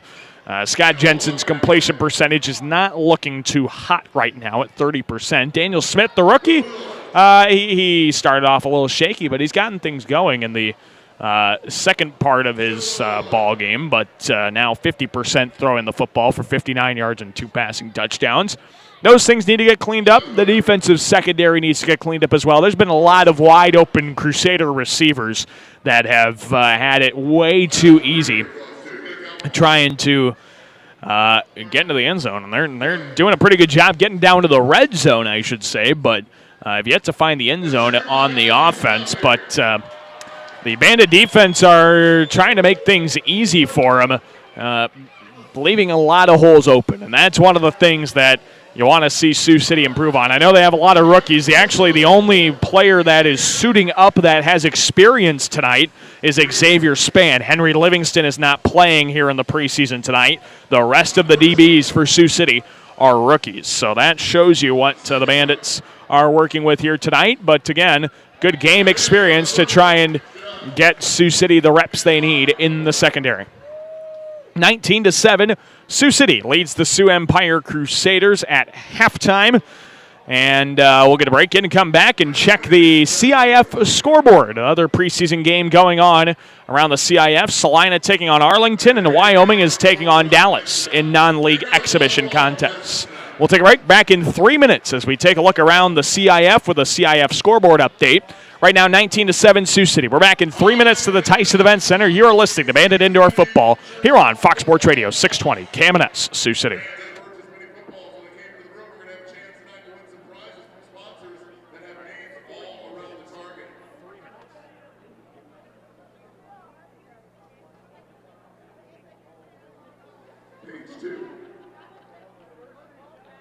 We got Bob Rose going after. We got Dairy Queen, Firehouse Subs, Little Caesars, Perkins, Pizza Hut, Sticky Stuff Concessions, Texas Roadhouse, Townhouse Pizza, and of course, the Sioux City Journal Bullseye. So all the fans that want the mini football in the booth during the first half, get ready because you're going to have a chance now to make it land close to the bullseye or the sign from one of our sponsors.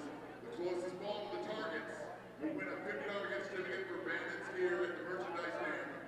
And of course, if you hit one of the other targets, you're going to get that as well. So here we go. On your mark. Get set. Go.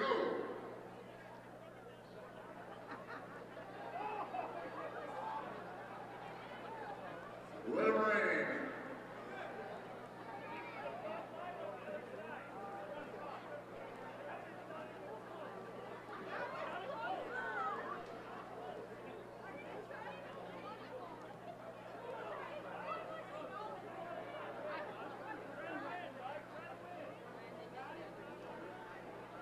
All right, 10 seconds. 9, 8, 7, 6, 5, 4, 3, 2, 1. All right. That's it.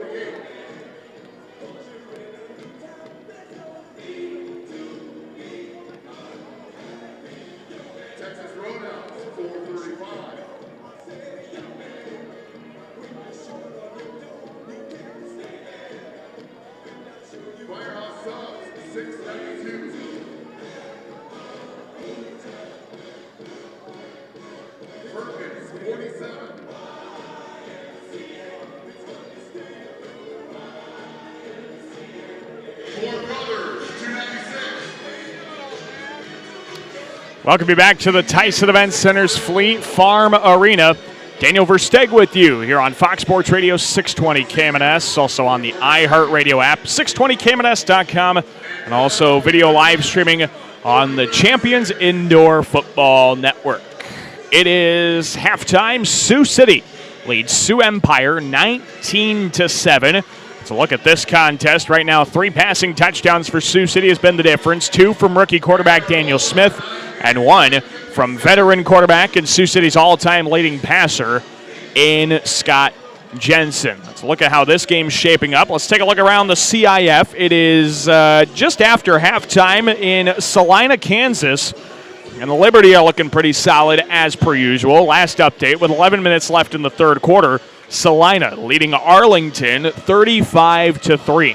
The other game going on that got kicked off here about a half hour ago, the Wyoming Mustangs taking on the Dallas Prime in a non-league contest. Unfortunately, we don't have a score of that. It'd be interesting to see how that new expansion team is doing in Gillette, Wyoming. We actually got a picture of their new arena. The arena they're going to be playing in. It's definitely makeshift, but it's going to be fun to see how they do in that new facility and how the Wyoming Mustangs are received by their new expansion team and expansion community. That's going to be the interesting thing to see, how the Mustangs draw and whether they are going to be a solid opponent. I know they will. 6 teams in the CIF. They're going to be pretty good teams, especially at this level. So, but we'll see how things shake up with Wichita, Salina, Omaha, and Oklahoma as well in the mix. It's going to be a fun season, I think. Only 6 teams, but a lot can happen with only 6 teams in the fray. So again, right now, Salina leads Arlington 35-3.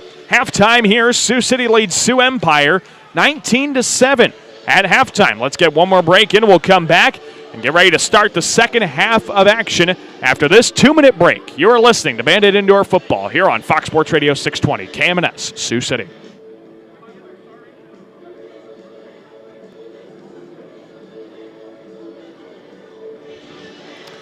Welcome you back to the Tyson Event Center's Fleet Farm Arena. Daniel Versteeg with you here on Fox Sports Radio 620 KMNS Sioux City, also on the iHeartRadio app, also live streaming on the Champions Indoor Football Network. Halftime once again. Sioux City leads Sioux Empire 19-7 at the halftime break. The Crusaders will get the football to start the second half after they won the coin toss. Elected to defer. Sioux City got the possession first, and now it'll be the Crusaders' turn to try and get into the end zone on offense, something they have not done yet in this ball game. Sioux City got 3 passing touchdowns in the second quarter, but Sioux Empire's only score came on the defensive end after Scott Jensen fumbled the pass that he brought it back behind his head trying to throw, and then lost control of the football. That was pretty much how that one ended, and Connor Noy picked the ball up and ran it into the end zone for 6. And now the Crusaders try and get it back to a 1-score game in this preseason non-league exhibition contest for the Sioux City Bandits. They'll start their regular season 2 Saturdays from now. April 10th, 7:05 will be the start time with the Bandits taking on the Wichita Force. We encourage you to come out and support the Bandits. It's been 2 years since we've had regular season Bandit football here in Sioux City. The kick is returned inside the goal line by Ricky Gutierrez, takes it up the right sideline, and gets absolutely upended on the play by Zach Eli at the 13-yard line. And it'll be 1st and 10 for the Crusaders as they start this offensive possession at the 13-yard line. Crusaders were the 2019 SPFL champions. That's the Southern Plains Football League, a 9-player amateur league here in the Midwest. And the Bandits missed the postseason in 2019 for the first time under head coach Irv Strobe, starting his 9th full season as the head coach of the Bandits. So Sioux Empire will take a 1st and 10. They actually marked it at their own 14-yard line. Crusaders try and cut it to a 1-score game. Bandits lead by 2 scores here as we get going with the third quarter of the contest. It's Tinklenberg. Bounces the snap, picks it up at his chest, and he gets sacked in the backfield. Randall Blash brings him down. He had to jump over his own offensive lineman. Again, the defense is not supposed to hit the quarterback. That's why this is an exhibition contest. But Tinklenberg he's gotten hit a couple times, and again, it's just one of those things. What do you tell a defensive lineman to just stop playing once he gets to the quarterback? That's not going to happen. So we're going to have some quarterback hits when we're not supposed to, unfortunately. But it's a 3-yard loss on a good sack by Blash, and it's 2nd down and 11 for the Crusaders. Tinklenberg in the gun, 4 receivers, 2 on either side. Takes a knee-high snap, drops back over the middle pass, is wide right of Ricky Gutierrez and incomplete. On the coverage, Christopher Rivers in the secondary, the rookie out of Minot State. Came from behind and a little overrun of that pass. The incompletion brings up 3rd down and 13. The Bandits up 19-7, 13:24 left in quarter number 3. 3rd and 13 at the Crusader 11-yard line. Tinklenberg lines up with trips receivers to his right, none to his left. He takes a chest-high snap. Flag on the play. And this one continues. Pass is picked off. Taken up the left sideline by Greenhouse. And he waltzes into the end zone for a touchdown. Well, we'll see what this flag is on. I think it's on the Bandits after the response by defensive coordinator Marlon Lobin. And we will see what we got. It is illegal defense on the Bandits. It's a 5-yard penalty. It'll remain 3rd down. And so it'll be 3rd down and 8 at the Crusaders 16. So the Crusaders dodge a turnover. I don't think it would have counted. The Bandits would probably get an offensive possession. But that was a good read there by Kamar Greenhouse. Just stepped in front of the pass and took it to the house for 6. It's a good look for the rookie out of Louisiana Lafayette. 3rd down and 8 at the 16 for the Crusaders. Trips receivers to the right, none to the left. 2 go in motion. Tinklenberg snap. Right side pass is tipped up in the air, and it is caught on the play by Brett Delaney. That went off of the hands and deflection over there. Darius Sinclair was the intended target. Ball bounced high into the air, and it was hauled in on the play by Brett Delaney. You're not going to see a bounce like that very often. See, that's a gain of 3 to the 19. That brings up 4th down and 5 for the Crusaders. Sioux Empire's 0 for 3 on 4th down tries so far in this ballgame. 4th and 9 of the 19. Tinklenberg, 4 receivers, drops back to throw. Blitz, and he's sacked. They rule him down. They rule him sacked. Davon Bridges got to him just before he let that one go. It's ruled a sack for the defensive end. That's Bridges' 2nd sack, I believe, of the game. And it's a turnover on downs. And the Bandits take over on offense. They'll get it where the sack happened. Actually, no, the Bandits are going to get a full possession in here. They're going to take this one back to the 5. So they're going to give Sioux City an opportunity to get a full possession. Nope. They'll have it at the 15. They've started possession at the 10 before. They're going to start this one at the 15, though. So 1st and 10 for the Bandits at their own 15. Line up on the left hash. Let's see, the Brian McDonald is going to be the center now. Handoff left side. Jeff Mack has a hole across the 20-yard line to the 21 after the under center snap goes to Scott Jensen. It's a 6-yard carry for the former Bandit running back Jeff Mack. And it's 2nd down and 4. Mack, the 2nd-year Bandit veteran of Long Island University Post, had 418 yards as a Bandit a couple of years ago. 2nd down and 4 at the 21-yard line. Single back formation under center. Jensen pitches it left side to Mack, looking to get offside. Cuts back inside the numbers across midfield, and he's down at the Crusader 24-yard line. That's a gain of 5 for the Bandit running back Jeff Mack, and it's 1st and 10 for Sioux City.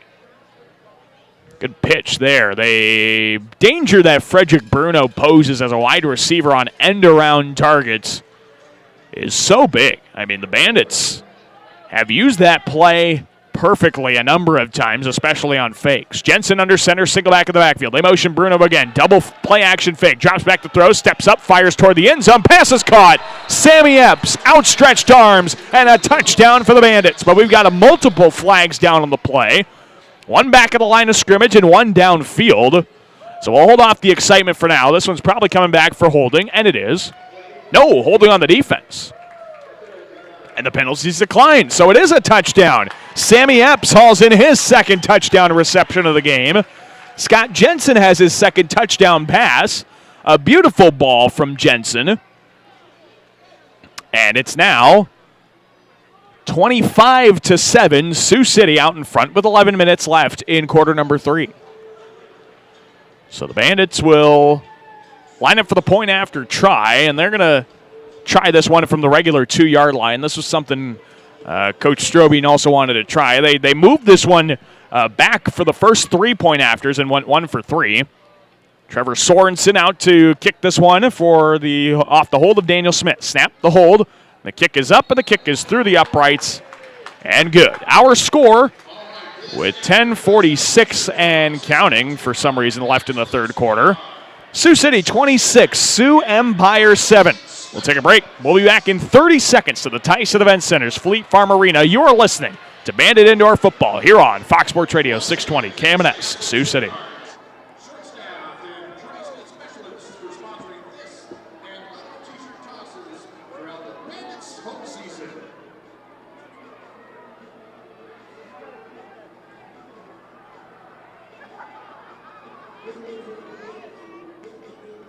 We have some of the winners tonight for the Sioux City Journal football toss.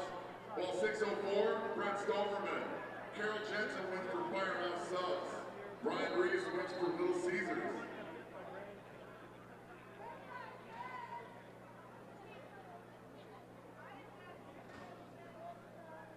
Make a good night shirt.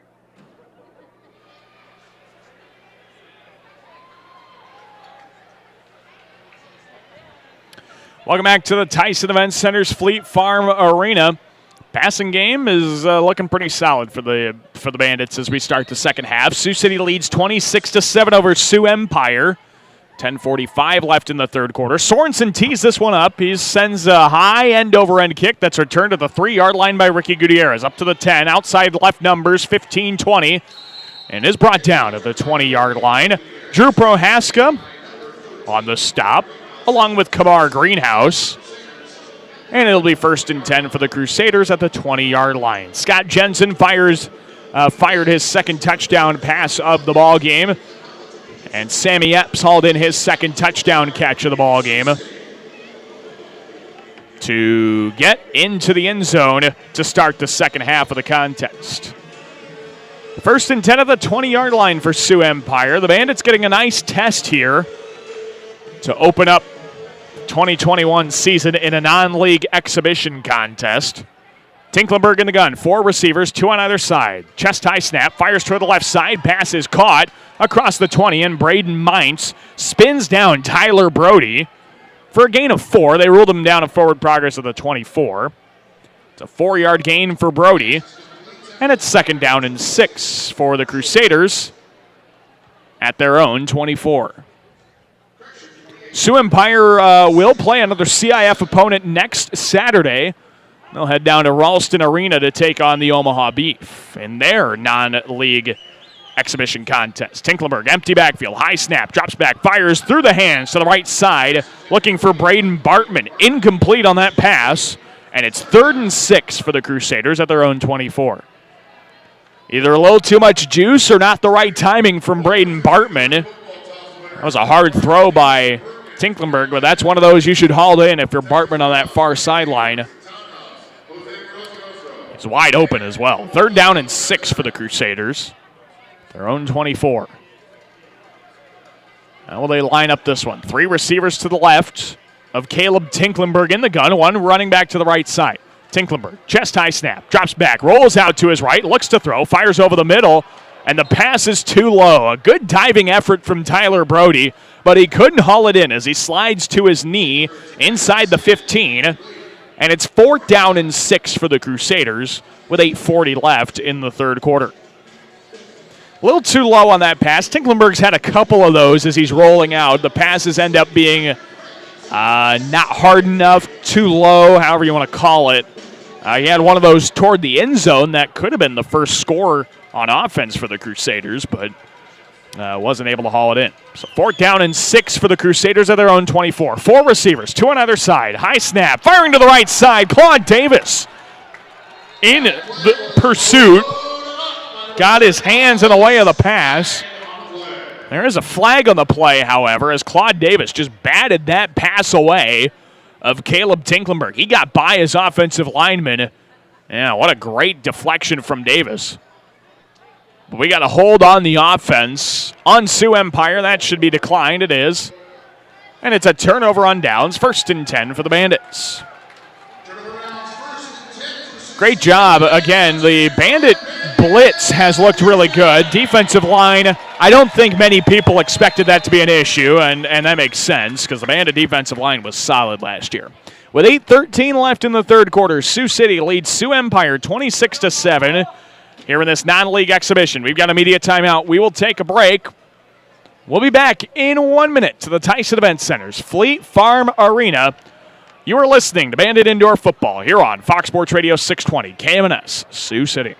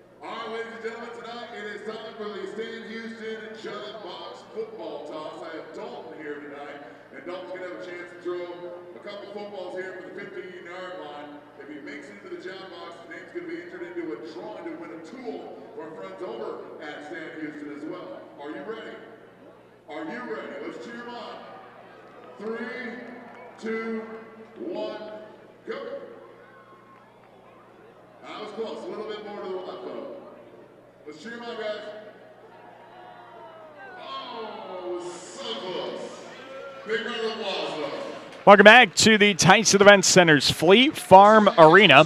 Daniel Versteeg with you here on Fox Sports Radio 620 KMNS, Sioux City. Also on the iHeartRadio app, 620KMNS.com. Also video live streaming on the Champions Indoor Football Network. Bandit Indoor Football on KMNS is brought to you by many fine sponsors like R.E. Scott Company, AC&R Specialists, Absolute Screen Art, American Home Healthcare, CW Suitor Services, Central Bank, Complete Exteriors, Hard Rock Hotel and Casino, Heartland Chiropractic, Hy-Vee, Ichabod, Nova's Carpets, L&L Distributing, Northwest Bank, and RVP Video Productions.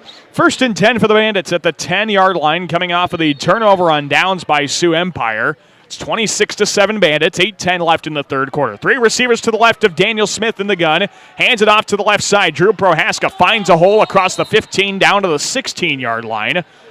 It's a gain of 6 for Drew Prohaska. We've got some extracurriculars on the play as well, as the Bandit and Crusader linemen get tied up in a little bit of a scuffle. And it'll be 2nd down and 4 for the Bandits at the 16-yard line off the carry by Drew Prohaska. Not sure exactly what it was, but it looked like Brian McDonald and Avery Smith kind of got tied up on the play. A bit of a fight there, and it looks like things are cleared up. It's 2nd down and 4 at the 16. Smith under center, single back in the backfield. Drops back 3 to throw. Looks to his right, fires over the middle, pass is caught. Drew Prohaska at the 20-yard line gets driven back by a triple team. It's enough to move the chains, and it's a 1st down for the Bandits on a 5-yard completion. They rule him down at the 21. So it's 1st and 10 for the Bandits. Drew Prohaska getting his reps as a running back. We've seen Jeff Mack. We've seen Kamal Cass back there at the running back position. This is going to be a tough choice on offense for a lot of these players. Who Sioux City cuts and who Sioux City keeps. They got to cut this 35-man roster down to 24 before their game 2 weeks from now against Wichita. 3 receivers, an end-around handoff. Jeff Mack around the right side on 1st and 10. He's across midfield, outside the right numbers to the 22. It's a gain of 7 on the carry by Jeff Mack. And it's 2nd down and 3 for Sioux City at the Sioux Empire 22. Bandits lead the Crusaders 26-7 with 6:20 left in the third quarter. Bandits trying to open up the 2021 season with an exhibition non-league victory over Sioux Empire. 2nd down and 3. Crusader 22-yard line. Daniel Smith, the rookie out of Miles College, lines up in the gun. 3 receivers to his left in motion. Dropping back 3 to throw. Firing left side, diving attempt. Jeff Mack cannot haul it in inside the 5. It goes through his outstretched arms on the far sideline. The incompletion brings up 3rd down and 3 at the Crusader 22. Great effort by Mack. Couldn't quite haul that one in. He got his hands on it somehow, but unfortunately could not haul the pass in, and so that results in 3rd down and 3 for the Bandits at the Crusader 22. Daniel Smith goes back under center, single back formation. 2 receivers will go in motion to his right, and 1 staying put to his left. Dropping back, a delayed handoff. Prohaska cuts back right side to the 20, 15, lowers his shoulder, gets across the 15 to the 13-yard line. It's a gain of 9 and a 1st down for the Bandits. Down to the Crusader 13. Prohaska, the Briar Cliff Charger, gets himself some good carries and some good looks as a running back. 1st and 10 at the Crusader 13. Smith lines up under center, single back of the backfield. 2 receivers to his left and 1 to his right. Smith sends 2 in motion, hands it off up the middle. Prohaska across the 10, breaks a tackle to the 5, right sideline, dives forward and is down at the 2-yard line. Drew Prohaska running the football with great skill. Here on this possession, it's an 11-yard carry for Praska, and it's 1st and goal at the 2 inside the red zone for the Bandits. 4:27 left in the 3rd, 26-7 Sioux City. 1st and goal at the 2. Bandits to the line of scrimmage will line up in a single back. Smith under center, 2 to his left, 1 to his right as receivers. Mack motions to the left side. Smith pitches it to the left. Prohaska toward the end zone. Off tackle into the end zone for a Bandit touchdown. Drew Prohaska is into the end zone on the ground for the first time for the Bandits, and it's 32-7. Sioux City leads with 3:53 left in the 3rd quarter. Drew Prohaska had 72 rushing yards and rushing touchdowns, on his Bandit career coming into this contest, and now he's into the end zone on the ground. The first rushing score of the contest for the Bandits here tonight. 32-7, Sioux City leads with 3:30 left to play in quarter 3. The Bandits line up with 3 men in the backfield, 1 receiver to the right, a fullback there as well. Handoff goes to Mack, looks up the middle. He cuts off tackle right side and is in for the 2-point conversion. Jeff Mack converts the 2-point try, and our score with 3:16 left in the 3rd. Sioux City 34, Sioux Empire 7. We'll take a break. Back in 30 seconds to the Tyson Event Center's Fleet Farm Arena. You are listening to Bandit Indoor Football here on Fox Sports Radio 620 KMNS Sioux City.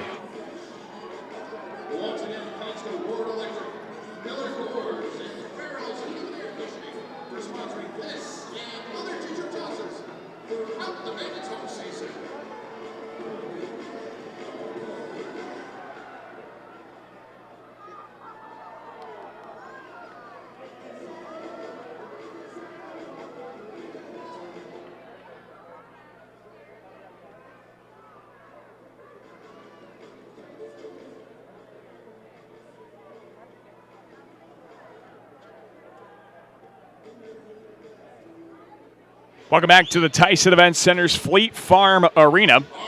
Daniel Versteg with you here on Fox Sports Radio 620 KMNS Sioux City. Also on the iHeartRadio app for those of you out of town wanting to listen on the radio, or you can also watch this game on the Champions Indoor Football Network. You can hear the audio as well as watch the contest. The touchdown score from Drew Prohaska makes it 34-7 Sioux City. With 3:16 left in the 3rd quarter, Drew Prohaska had his name all over that possession. Prohaska on the ground now has 5 carries, 37 yards, and a touchdown. Jeff Mack is also dueling him pretty well. He's got 6 carries, 34 yards on the ground. So the rushing attack finally getting going, finally getting into the end zone. Sioux City had been leading off through the air trying to score, but now getting into the end zone on the ground. The Bandit defenses look solid as well. They're up 34-7 in this ball game. Again, in this non-league exhibition contest, you don't want a team that's going to roll over and and let you beat them. You want a team like the Crusaders who take this exhibition game very seriously, as they should, and plays their heart out, trying to make sure that Sioux City does not just get an easy victory. And the Crusaders are a fantastic opponent. The Bandits have also played the Sioux City Stampede, an 11-player outdoor amateur team here in town. And the Stampede, the Crusaders, whoever they've played, has posed a really good opponent and a really good test of how the Bandits are in the preseason.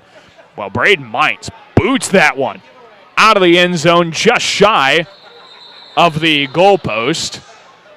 It got bobbled by a fan and then picked up by the returner, Ricky Gutierrez. Unfortunately, that is not how that one goes. And the Crusaders, I believe, will take over at midfield. After that one goes out of bounds on the fly, out of the end zone. With 3:11 left in the third quarter, Sioux City 34, Sioux Empire 7. Bandits with 4 passing touchdowns, 1 rushing touchdown. And the Crusaders have 1st and 10 at midfield. Again, want to remind you to get out to the Tyson Event Center if you can. Bandits will have their regular season home opener 2 Saturdays from now as the Bandits take on the Wichita Force. That game is a 7:05 kickoff here at the Tyson Event Center. Then the Bandits will be on the road the next 2 weeks at Omaha and at Salina. Caleb Tinklenberg in the gun, 4 receivers, 2 on either side. Drops back to throw, rolls out left, fires toward the end zone, out of bounds. They say they got the throw off. Davon Bridges and Claude Davis were there on the pressure. Tinklenberg just kind of threw it away. They rule that he got the pass off in time, and so it's an incomplete. 2nd down and 10. I think Bridges and Davis wanted a sack, but they're not going to get it. 2:35 left in the third, 34-7 Sioux City. Crusaders trying to get into the end zone for the first time on offense. They've come close a number of times. They've gotten to the red zone a few times. 2nd down and 10. 4 receivers. Knee-high snap. Tinklenberg drops back, fires toward the right side. That pass is caught. Darius Sinclair across midfield and is pulled down at the 23-yard line of Sioux City by William Johnson. And it's 3rd down and 8 for the Crusaders. 2 minutes left here in the third quarter. And this Bandit exhibition contest hopefully has given enough reps and enough opportunities for the coaching staff to whittle down this 35-man roster down to 24 per CIF regular season rules. Unfortunately, 11 players will have to be booted off this roster. Tinklenberg drops back, pump fakes a short pass and gets sacked. Davon Bridges coming around the right side brings down Tinklenberg, again figuratively, as we're not going to have any real quarterback hits if they can help it. Let's see, they roll it down, a 7-yard loss on the sack, back to the 20-yard line of Sioux Empire, and it is 4th down and 15 for the Crusaders. I believe that's Davon Bridges' 3rd sack of the contest, and if so, he is picking up right where he has left off in 2019. 4th and 15.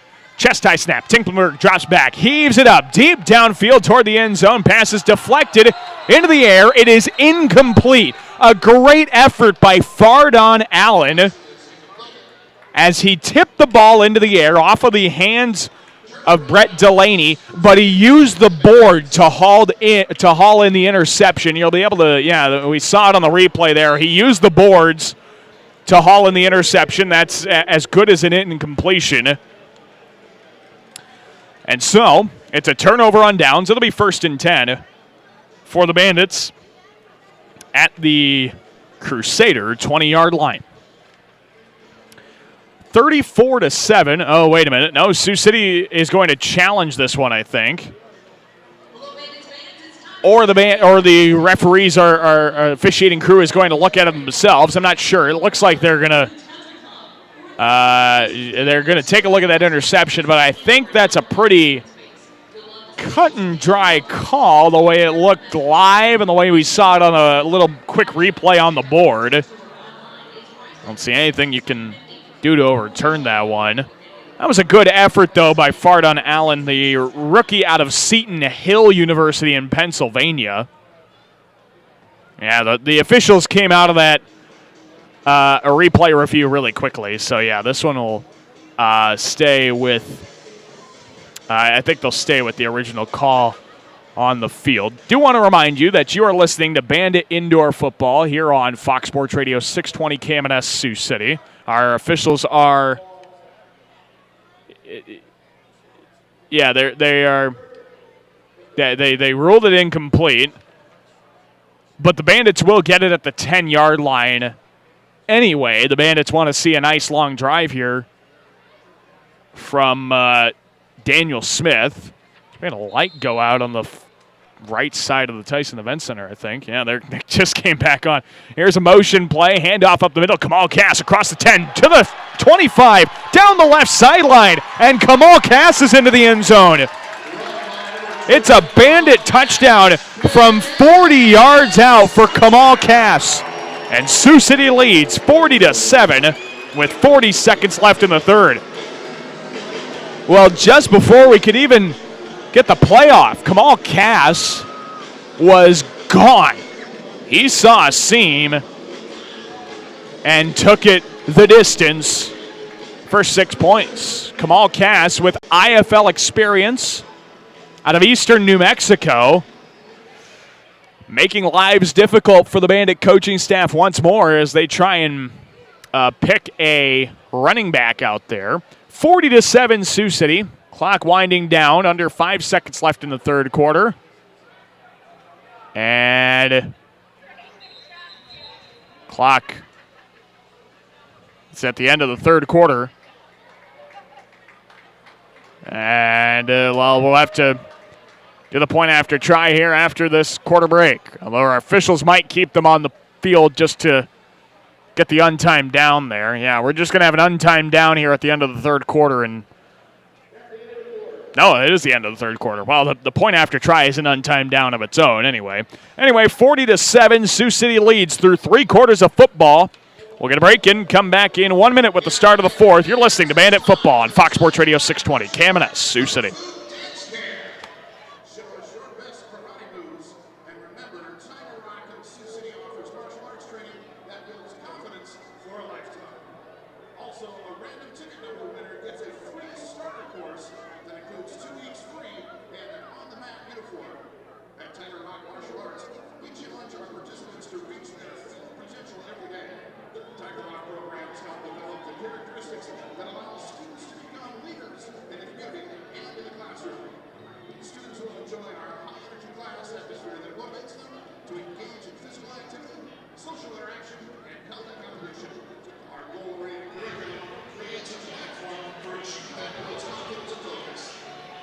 Welcome back to the Tyson Event Center's Fleet Farm Arena. Daniel Versteg with you. The Bandits lead 40-7, a 2-point conversion here to start the fourth quarter. Smith, the rookie, trips to his left, drops back to throw, pump fakes to his right, rolls out left, fires toward the end zone, and the pass is tipped into the crowd by Sammy Epps, an incomplete. 2-point conversion is no good, and that's how this fourth quarter gets off to a start. It hit the hands of Epps, but he couldn't haul it in.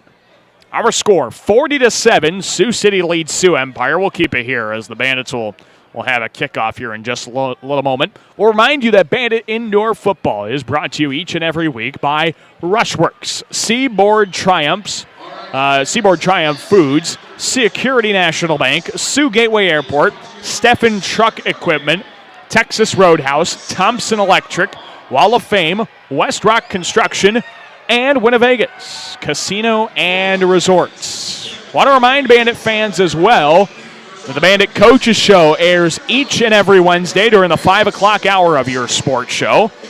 We always get a chat with Coach Irv Strobing, talk to him for about an hour. We'll get his thoughts on the preseason contest, see what kind of roster changes he's made, and then it'll be another week, and we'll talk to him 2 Wednesdays from now about the opening regular season contest against the Wichita Force. Right now, Sioux City leads Sioux Empire 40-7. So we start the fourth quarter. Kickoff coming here for Braden Mines, the Mr. Bandit Award winner at the end of the 2019 season. He really, if you read any articles from Coach Irv Strobing, he talks a number of times about Braden Mines' utility to the Bandit squad. I think he's played every position except for offensive line and quarterback.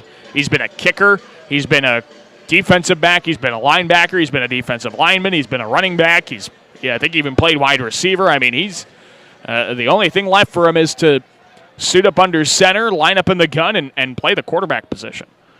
But here he is kicking this one off. Him and Trevor Sorensen are fighting for the for the kicking duties here for the Bandits. Sorensen seems to have the accuracy. Mintz seems to have the power.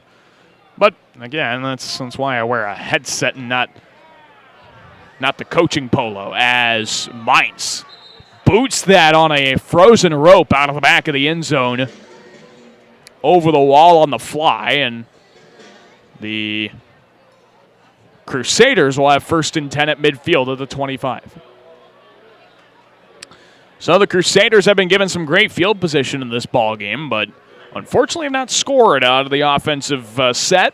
Let's see if that changes here. It's 40-7. Sioux City leads Sioux Empire in this non-league exhibition contest for the Bandits.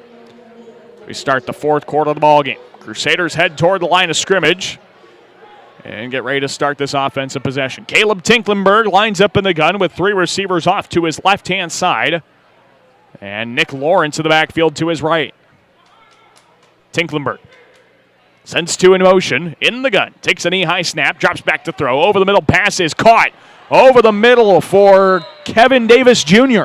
Inside the 5, down to the 2-yard line. It's a 23-yard pass completion from Caleb Tinklenberg to Kevin Davis Jr., and it's 1st and goal at the Sioux City 2-yard line. It's a great pass. Again, Tinklenberg has had no time back there in the backfield. He's done a great job of, especially on that possession, of firing it downfield and finding the open target. 1st and goal at the 2. The Crusaders have yet to convert in the red zone here tonight. Tinklenberg in the gun. Takes a snap. He keeps it himself. Gets hit at the 1. Flags come out as Tinklenberg is stopped short of the goal line. Good stop by the Bandit defense. Let's see. Northrup was on the stop. Marshall Williams on the stop. We've got a hold, though, on the Crusaders, so this will back things up just a little bit. And I think Christopher Rivers was also on the stop there. There were 3 Bandits that came to the aid and made the stop. But there was also a hold on the play, so that will back things up 10 yards. Yeah, they initially just marked off 6. I don't know what that was about. It's a 10-yard loss on the holding penalty. It's still 1st and goal for the Crusaders, but now at the Bandit 12-yard line. Tinklenberg lines up by himself in the gun. 2 receivers on either side. 1 goes in motion. Drops back to throw. Fires over the middle. Pass is caught. Braden Bartman inside the 5. Gets driven backwards at the 2. And so the Crusaders get back down to toward the goal line. William Johnson is credited with the tackle. And it is 2nd down and goal. This ball is marked down at the 2. Actually the 1. So it's an 11-yard completion to Braden Bartman. 13-12 left in the ball game. Sioux City leads Sioux Empire 40-7. Non-league exhibition action. So the Crusaders, 2nd and goal at the 1. Trying to get into the end zone. They penalized themselves out of it here when they were down here just a couple plays ago. 2 go in motion. Tinklenberg fumbles the snap. It's on the turf. Picks it up and he gets sacked. 3 Bandits were in the backfield there. Northrup, Davis, and Bridges in the backfield to make the sack. Again, without bringing down Caleb Tinklenberg due to this being an exhibition contest. Let's see what the officials decide here. And where they have not spotted the ball yet. They're going to spot it back at the 1. They're going to say Tinklenberg actually got that off in time. So it'll be 3rd and goal at the 1. And they're going to give him the incompletion instead of the sack. So Tinklenberg lines up in the gun by himself, 4 receivers. And the center never snapped it. Got a flag on the play. This should be false start, I think, on Sioux Empire. But I could also see an encroachment here. We'll see what our call is. And they did get offsides on the defense. So it'll be toward the half-yard line for 3rd and goal for the Crusaders. Gosh, that ball cannot be any closer toward the end zone. But they did get Sioux City for an offsides penalty instead of a false start, even though the Crusaders also moved and didn't snap the ball. Adam Osborne, the center, I don't think heard the snap count. So it's 3rd and goal at the half-yard line for Tinklenberg. 2 to his left, 1 to his right in the gun. One receiver goes in motion. Tinklenberg keeps it himself. And he is ruled down at the 1. The Bandits shut the door on the goal line once again, and it is 4th and goal at the 1 as Tinklenberg is ruled short. They ruled at the foot line. That can't get any closer to the goal line. What a great game rep opportunity, though, for the Bandits at the goal line to try and shut down the Crusaders. 4th and goal from a foot out, if even that. 11:20 to play, 40-7 Sioux City. Bandit defense has played good in the red zone so far, and this will be their toughest task yet. And a timeout is called by the Sioux Empire coaching staff. 40-7, Sioux City leads with 11:08 left to play in the ballgame. Timeout, Sioux Empire. We'll take a timeout with them. Back in 30 to the Tyson Events Center, Fleet Farm Arena. You are listening to Bandit Indoor Football on Fox Sports Radio 620, KMNS, Sioux City.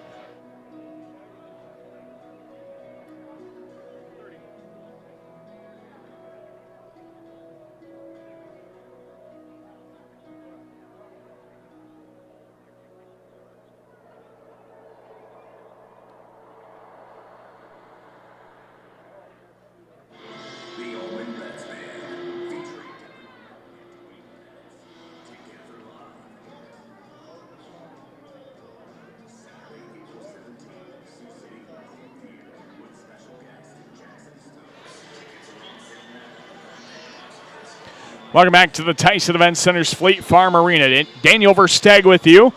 As Sioux City leads Sioux Empire 40-7, 11:08 to play in regulation. It's 4th and goal at the foot line.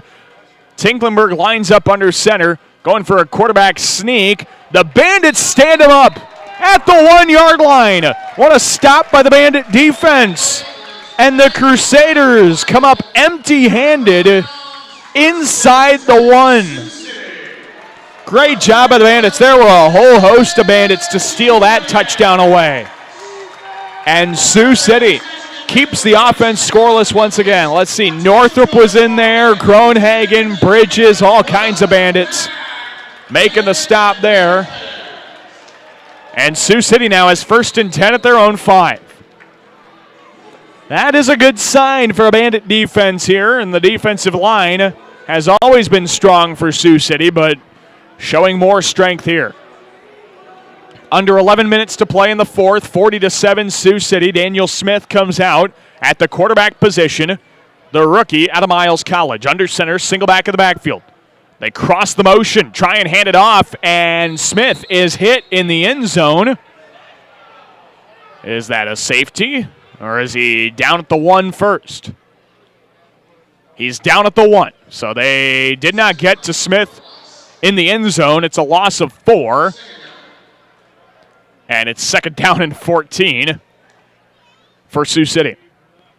That was a broken play. They were trying to switch the motion and hand it off to one of the receivers. Goodness, now what do we have? Whistles are blowing. Let's see what the call is. Did they challenge it? 10:15 left, 40-7 Sioux City. Are the Bandits, so the Crusaders might want to challenge this safety. I think that's what they are going to do. They're going to see if they actually got Smith in the end zone or not, or whether he is actually down at the 1-yard line. But right now the result of the play has Sioux City at the 1-yard line. With our score, Bandits 40, Crusaders 7. With 10:15 to play in regulation. So our officials will take a look at this one. Coming up, we'll have post-game coverage. We'll get you a recap of the stats of this contest, and also we'll try and track down some final scores from around the CIF. I know we haven't been able to get to The Wyoming game taking on the Dallas Prime. Last update I had at halftime of this game, I got a score. Salina was leading Arlington 35-3 with 11 minutes left in the third quarter of that contest. So Salina looking pretty good to start their preseason. And our officials come out, and our referee shakes his head. I don't think we're going to have a safety here. And so, yeah, it'll be second down and 14. Again, our officials' mic having a little trouble working here every now and then, but we can get the gist of the call. So they did not come up with a safety. It'll be second down and 14 at the 1-yard line of Sioux City. So Daniel Smith has to figure out how to get himself out of the end zone. Standing 4 yards deep in his own end zone. 2 receivers to the left, 1 to the right. Smith, chest high snap, drops back toward the back of the end zone to throw. Rolls out left, fires, pass is hauled in. Near sideline by Bruno. He juggles it for a second, stays on his feet across the 15, and is finally brought down to the 16. What a great play all around. Frederick Bruno gets 15 yards for a first down. While Smith was standing as far back in the end zone as you can, Frederick Bruno did not get hit into the boards initially. He used the boards to turn himself around, so that did not rule him down. First and 10 of the 16, and we've got some miscommunication. A false start called on the Bandits. Nope. Penalty on the defense, beg your pardon. Looked like, let's see, Fred Mitchell, former Bandit, is ruled for the penalty there. And it's first and 5 of the Bandit, 21-yard line. 9:27 left in regulation. Sioux City 40, Sioux Empire 7. Bandits have first and 5 of their own 21. Again, come out 2 Saturdays from now. Bandits take on the Wichita Force in the regular season home opener. Here's Smith in the gun, 2 to his right, 1 to his left. Chest high snap, drops back to throw. The lefty airs it out down the sideline, finds Frederick Bruno in the end zone for a Bandit touchdown. Good pass from Daniel Smith to the 10-year wide receiving veteran Frederick Bruno. And Sioux City leads 46-7 over the Sioux Empire Crusaders. It is a 29-yard touchdown pass from Daniel Smith to Frederick Bruno. And the Bandits lead by 39. Sioux City will have a crack at a 2-point conversion. Frederick Bruno, the 10-year pro out of Wayne State College, with 84 touchdown receptions on his career, 56 rushing touchdowns here at Sioux City. He's got to be pretty close to the scoring record for the Bandits. I don't know about any kickers, but that many touchdowns, 140 touchdowns on his career, that's got to be close. 2-point conversion try. Smith, double play action fake, looks to throw. This is a broken play. He fires toward the right sideline. Andre London makes a leaping grab and stays in play for the 2-point conversion. Andre London leapt up, sat down on the boards, came down with 2 points. And Sioux City's lead is 48-7 with 8 minutes to play in regulation. We'll take a break, come back in 1 minute to the Tyson Event Center's Fleet Farm Arena. Bandits lead by 41. We're back in 1 minute to the Tyson. You're listening to Bandit Indoor Football here on Fox Sports Radio 620 KMNS, Sioux City.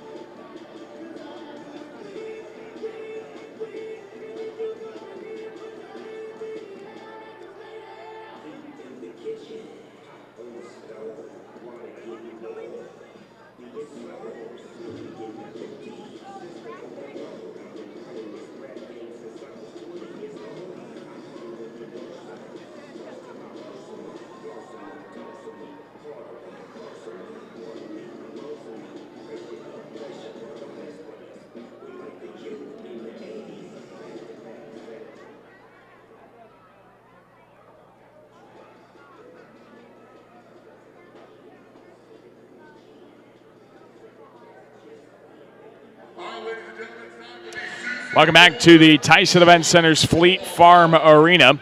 Daniel Versteeg with you here on Fox Sports Radio 620 KMNS Sioux City.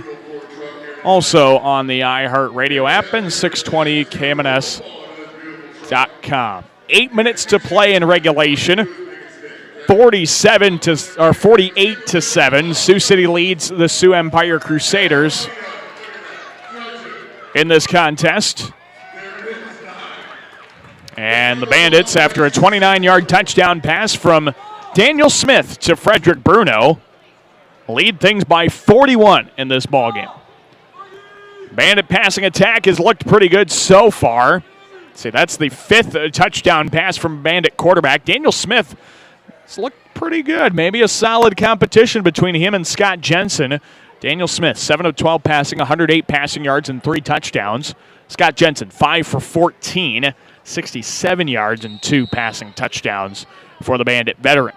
But a pretty balanced attack offensively. 286 total yards of offense for the Bandits, 124 rushing yards, and that leaves 162 passing yards.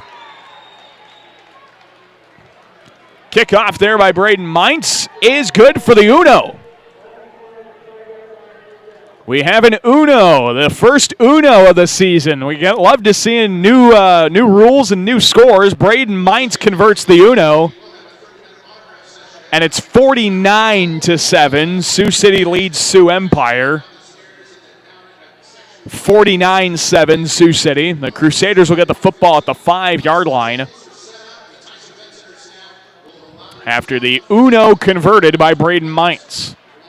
Well, I mean, if you look at it, the Bandits have had, 6, 7 kickoffs. Stealing a point here and there, that's not a bad outcome there if you're Sioux City. I like the Uno rule. Add some intrigue to kickoffs, which can not always be mundane, but sometimes when you get a squibber and bounces into the end zone and out of the end zone, it takes the fun out of it. At the 5, Tinklenberg drops back, fires to the left side, and the pass is swatted away by Farden Allen. Incomplete. 2nd down and 10 as the rookie out of Seton Hill gets his paw in front of the pass. So with 7:20 to play in the ballgame, it is 49 to 7. Sioux City leads Sioux Empire. Non-league exhibition contest for the Bandits. They get started with CIF play in the regular season 2 Saturdays from now against the Wichita Force. That's a 7:05 kickoff here at the Tyson Event Center's Fleet Farm Arena.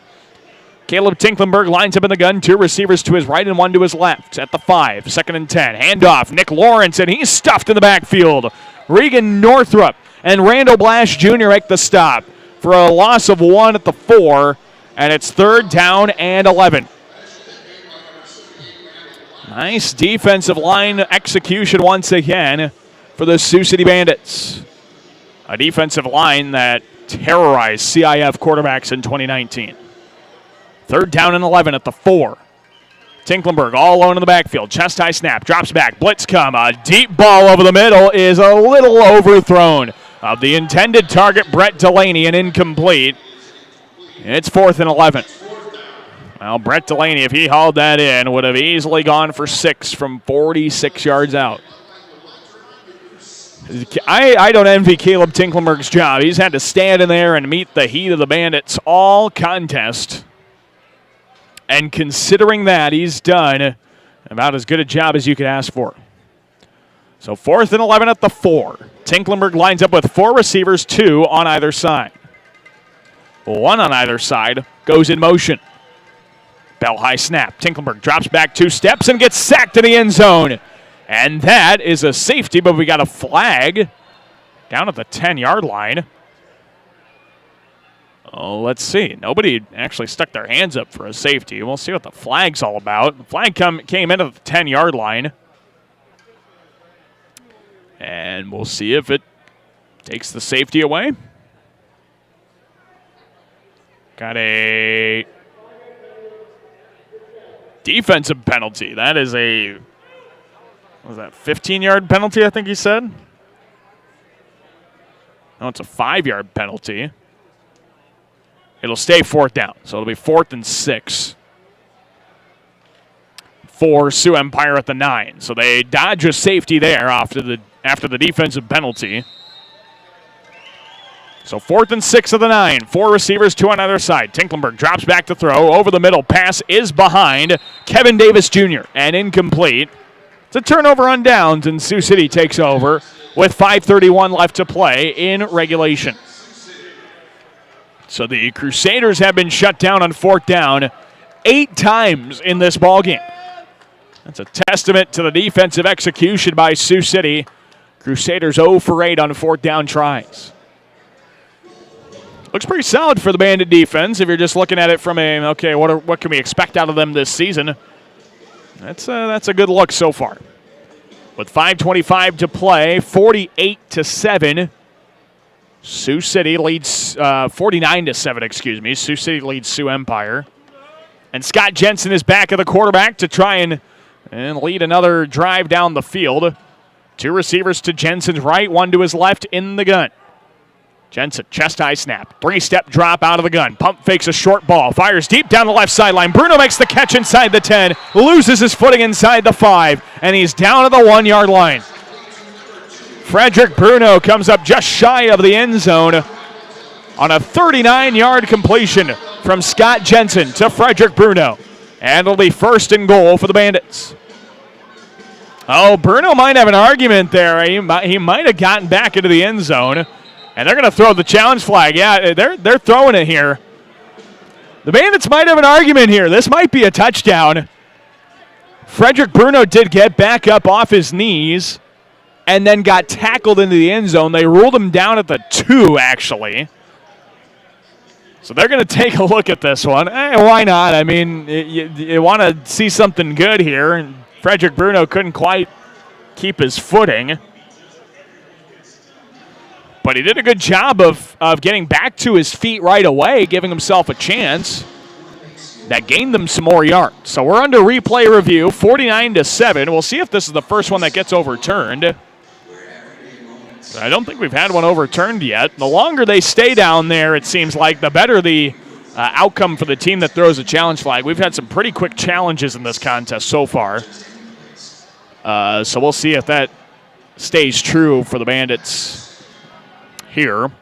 Looking for a touchdown here from Frederick Bruno. 4:52 to play. It'd be Frederick's 2nd touchdown reception of the contest and Jensen's 3rd touchdown pass. Each quarterback has thrown for over 100 yards here in this contest. Daniel Smith, 108 yards, 3 passing touchdowns. Scott Jensen, 105 and 2 passing touchdowns.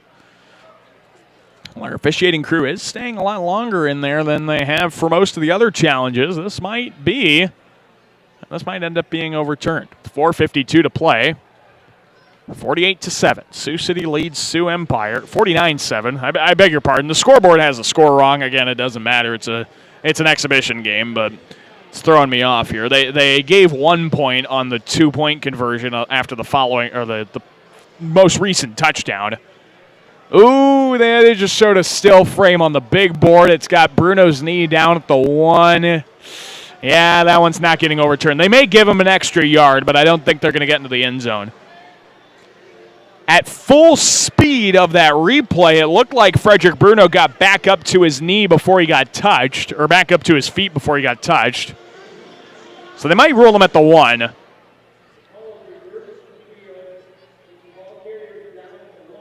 Yeah, so they reversed the call. The Bandit fans make a little, noise, but they reversed the call, gave him an extra yard. They did not give him a touchdown. That is the right call, though. That's a good job by our officiating crew. Yeah, they might show the freeze frame here on the big board. And, yeah, Bruno's knee was down right there, just at the 1-yard line. Not quite in the end zone. That's a great call by our officials, though. He was very close. So it'll be 1st and goal at the half-yard line. The Bandits, just kind of have to punch it in here. Single back formation. Jensen under center, 2 to his right, going motion to his left. Jensen takes a snap, screen pass left side, and Bruno just walks into the end zone for his 2nd touchdown of the contest. Frederick Bruno walks it in, and it's 55-7. Sioux City leads Sioux Empire with 4:39 to play in regulation. So Frederick Bruno does get his touchdown. A little screen ball from Jensen to Bruno, and Jensen gets his touchdown pass as well, just to make sure everybody gets involved there. Sioux City up 55-7 with 4:39 to play. Have the point after try upcoming, just to try and seal the deal here. Our officials are talking about something. There was a little bit of pushing and shoving after the play, and they might issue a penalty for unsportsmanlike conduct. I'm not sure. Let's see. Yeah, they got unsportsmanlike conduct on the Crusader defense. And I think it'll get applied after the kickoff. Unfortunately, the mic cut out afterwards, but we'll have a 2-point conversion try here for the Bandits, trying to see how they do on 2-point looks. Scott Jensen, the Bandit all-time leading passer, trying to add on to his scoring output here. Bandits will have it down at the 10-yard line to try and convert the 2-point try. It's 55-7. Sioux City leads Sioux Empire. 4:39 to play in regulation. 2-point conversion try here for the Bandits. Jensen lines up under center, single back in the backfield, with 2 to his left and 1 to his right. Jensen sends the receivers in motion, takes a snap, play action, bootleg, right side. Jensen fires toward the corner, and a flag on the play. Bruno can't haul it in as the pass rolls on the board, incomplete. That flag comes out of the 4-yard line. I think that we're going to have to redo this 2-point try. Well, let's see if the... Oh, never mind. So it's an eligible man downfield on the Bandits. All right. So the penalties decline. 2-point conversion, no good. And with 4:37 left to play, the Bandits will be kicking off. But Sioux City is a little confused on what the penalty was. I think they thought it was on Sioux Empire. But they got Claude Davis instead for an eligible man downfield. Jared DeGeorgia wants to talk things over, and he thought it was on Sioux Empire. Instead, the penalty ends up in a no-good 2-point conversion. 55-7, Sioux City leads, 4:37 to play in regulation. We'll take a break, come back in 30 seconds with the kickoff when we return to the Tyson Event Center's Fleet Farm Arena. You are listening to Bandit Indoor Football here on Fox Sports Radio 620, KMNS, Sioux City.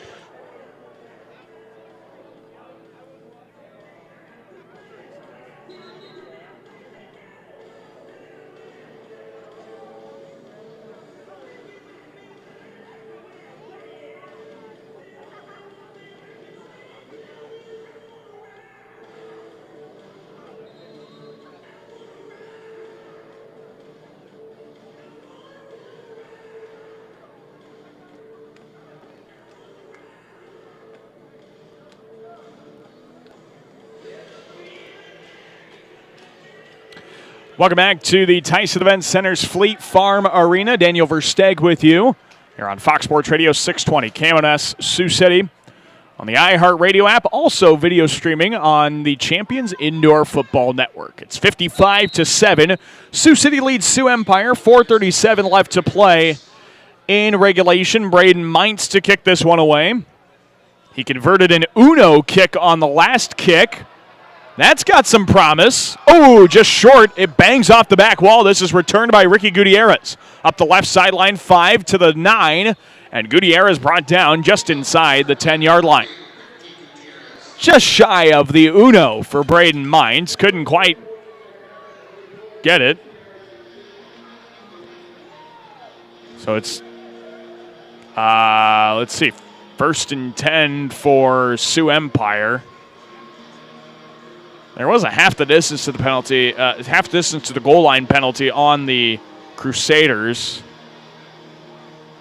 I think. Nope. They'll have it at the 10-yard line instead. Nope. Never mind. We'll back it up to the 5.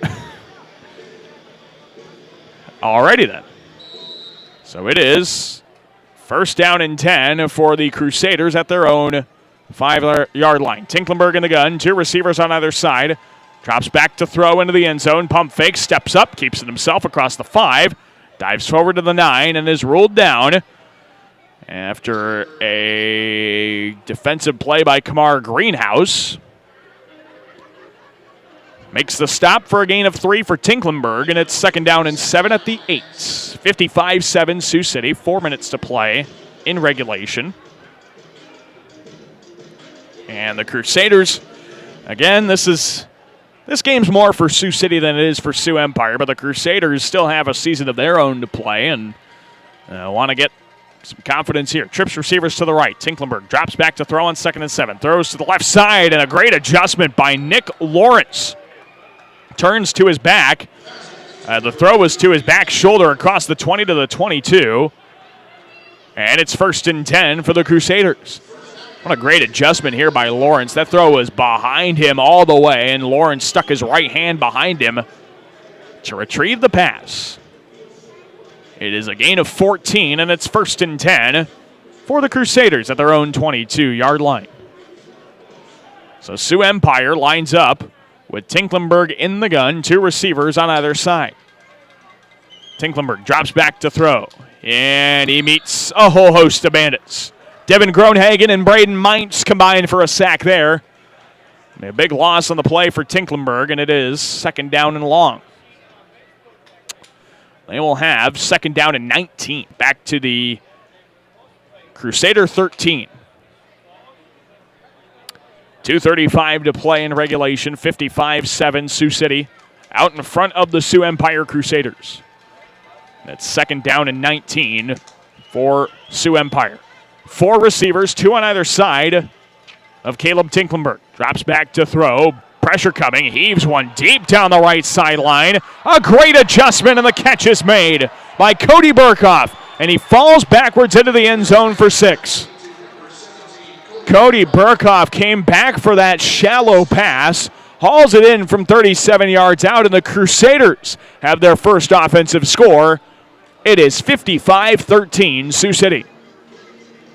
Cody Burkhoff from 37 yards out. With 2:14 to play, the Crusaders have gotten themselves into the end zone on offense. And Sioux Empire lines up to go for 2. It's 55-13 Sioux City with 2:14 to play. Here is Tinklenberg in the gun with 4 receivers, 2 on either side. Tinklenberg drops back 2 to throw. Rolls out left, and he's sacked by Devin Groenhagen. The 2-point conversion is no good. Our score, 2:14 to play. Sioux City 55, Sioux Empire 13. We'll get a break in, come back with the kickoff. Sioux City will have one more possession on offense. When we return to the Tyson Event Center in 30 seconds, you are listening to Bandit Indoor Football here on Fox Sports Radio 620, KMNS, Sioux City.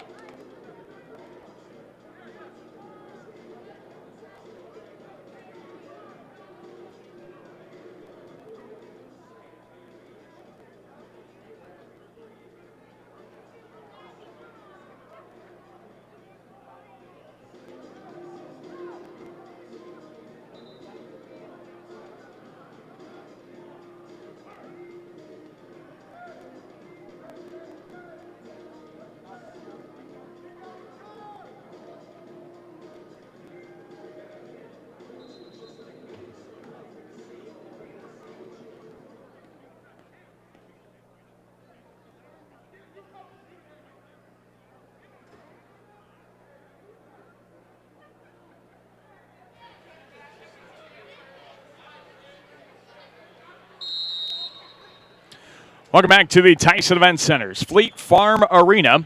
Daniel Versteeg with you on Fox Sports Radio 620 KMNS, the iHeartRadio app, and the Champions Indoor Football Network. Ooh, heads up here right in front of us. Section 112 has a souvenir. Row M, as a matter of fact. And a Bandit football into the bleachers, 13 rows up on a shanked kick by Tyler Brody. happy young fan right in front of us in section 112 has himself a souvenir football. And he poses with a picture for it. That's awesome. And that's fun when you get to have souvenirs get to be kept. That is a memory we'll have for a while for that young Bandit fan. 2:10 to play, 55-13. Sioux City leads Sioux Empire. The Bandits on offense here for the final 2 minutes and change of this ball game. Scott Jensen lines up under center, and, well, we have a whistle that stopped things. Yeah, the pad and the door on the far sideline is not closing properly. Now we got it shut, and we're ready to go. Jensen under center, single back in the backfield, 3 receivers. Drops back. No, he hands it off on an end around the right side. And the carry for Josh Batiste across the 15 to the 18-yard line. And it's 2nd and 2. We've got a whistle. And, well, did we? No. Yeah, we did. Timeout, Sioux City. Minute 53 to play. 55-13 Bandits. They'll have 2nd and 1. Coach DeGeorgia will talk things over. This, I think, will be a quick timeout, it looks like. I think he just wants to explain things a little bit more. And, again, it's not calling a timeout in a 42-point game. It's, making sure that his team has things ironed out for once they get going in regular season play. 2nd down and, 2, maybe 1. Jensen in the gun, 2 to his right, go in motion. Bell high snap. Jensen drops back to throw. Steps up, pump fakes, fires toward the right side, and he underthrows. Sammy Epps, incomplete.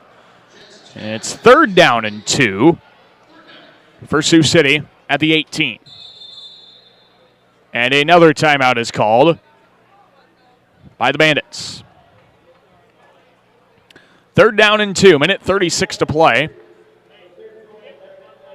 It's 55-13 Bandits. We'll take a quick timeout with them as well. We'll be back in 30 seconds to the Tyson Event Center. You're listening to Bandit Football on Fox Sports Radio 620, KMNS, Sioux City.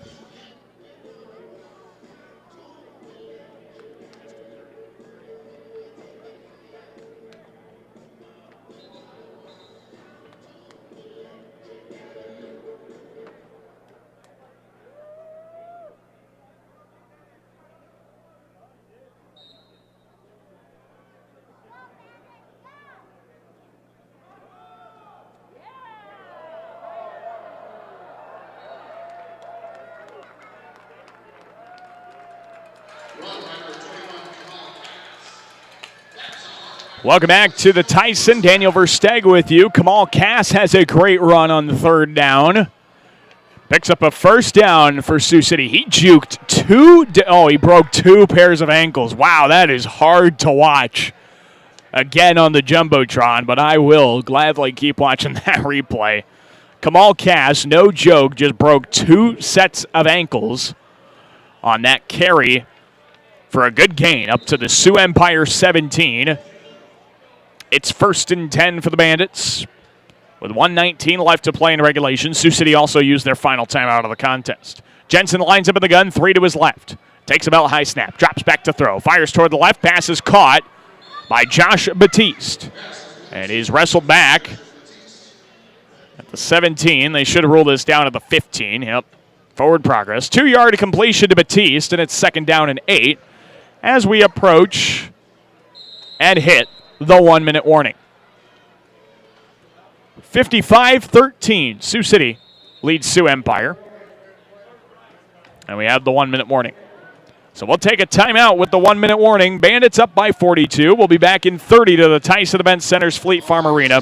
You are listening to Bandit Indoor Football here on Fox Sports Radio 620, KMNS, Sioux City.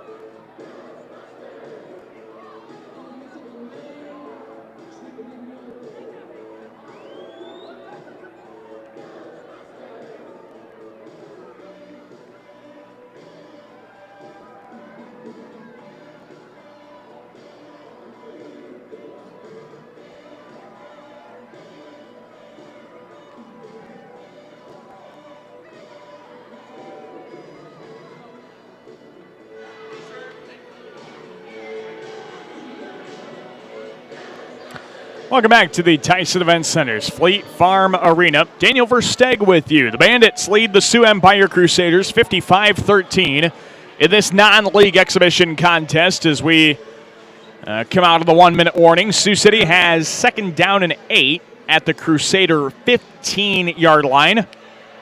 Bandits just trying to work things out on offense with Scott Jensen at quarterback, making sure they know things and get themselves on the right page before they get into regular season play 2 Saturdays from now. Jensen lines up in the gun, 2 receivers to his right, and the receiver to his left goes in motion to the right side. Jensen drops back to throw, looks over the middle, pump fakes, keeps it himself up the middle to the 10, to the 5, and he is touched up at the 6-yard line. It's a gain of 9 to the 6, and it's first and goal for the Bandits in the red zone with 54 seconds left in regulation. Clock starts running here under 1 minute to play. 55-13 Sioux City. And they're going to mark it back at the 10-yard line. First and goal here for Jensen in the gun. 3 to his left, 2 goes in motion. Jensen takes a helmet-high snap, fires over the middle, passes in and out of the hands of Sammy Epps inside the 5, and incomplete. And it is second and goal. Scott Jensen looks like he's frustrated with a couple of receivers. Looks like both Epps and Jawan Dickey were kind of in the same place at the same time, and he wanted some more alleviation of traffic out there. 36 and a half seconds to play. Sioux City 55, Sioux Empire 13. Bandits will have second and goal here at the 10. Try and get one final successful offensive possession before this game ends.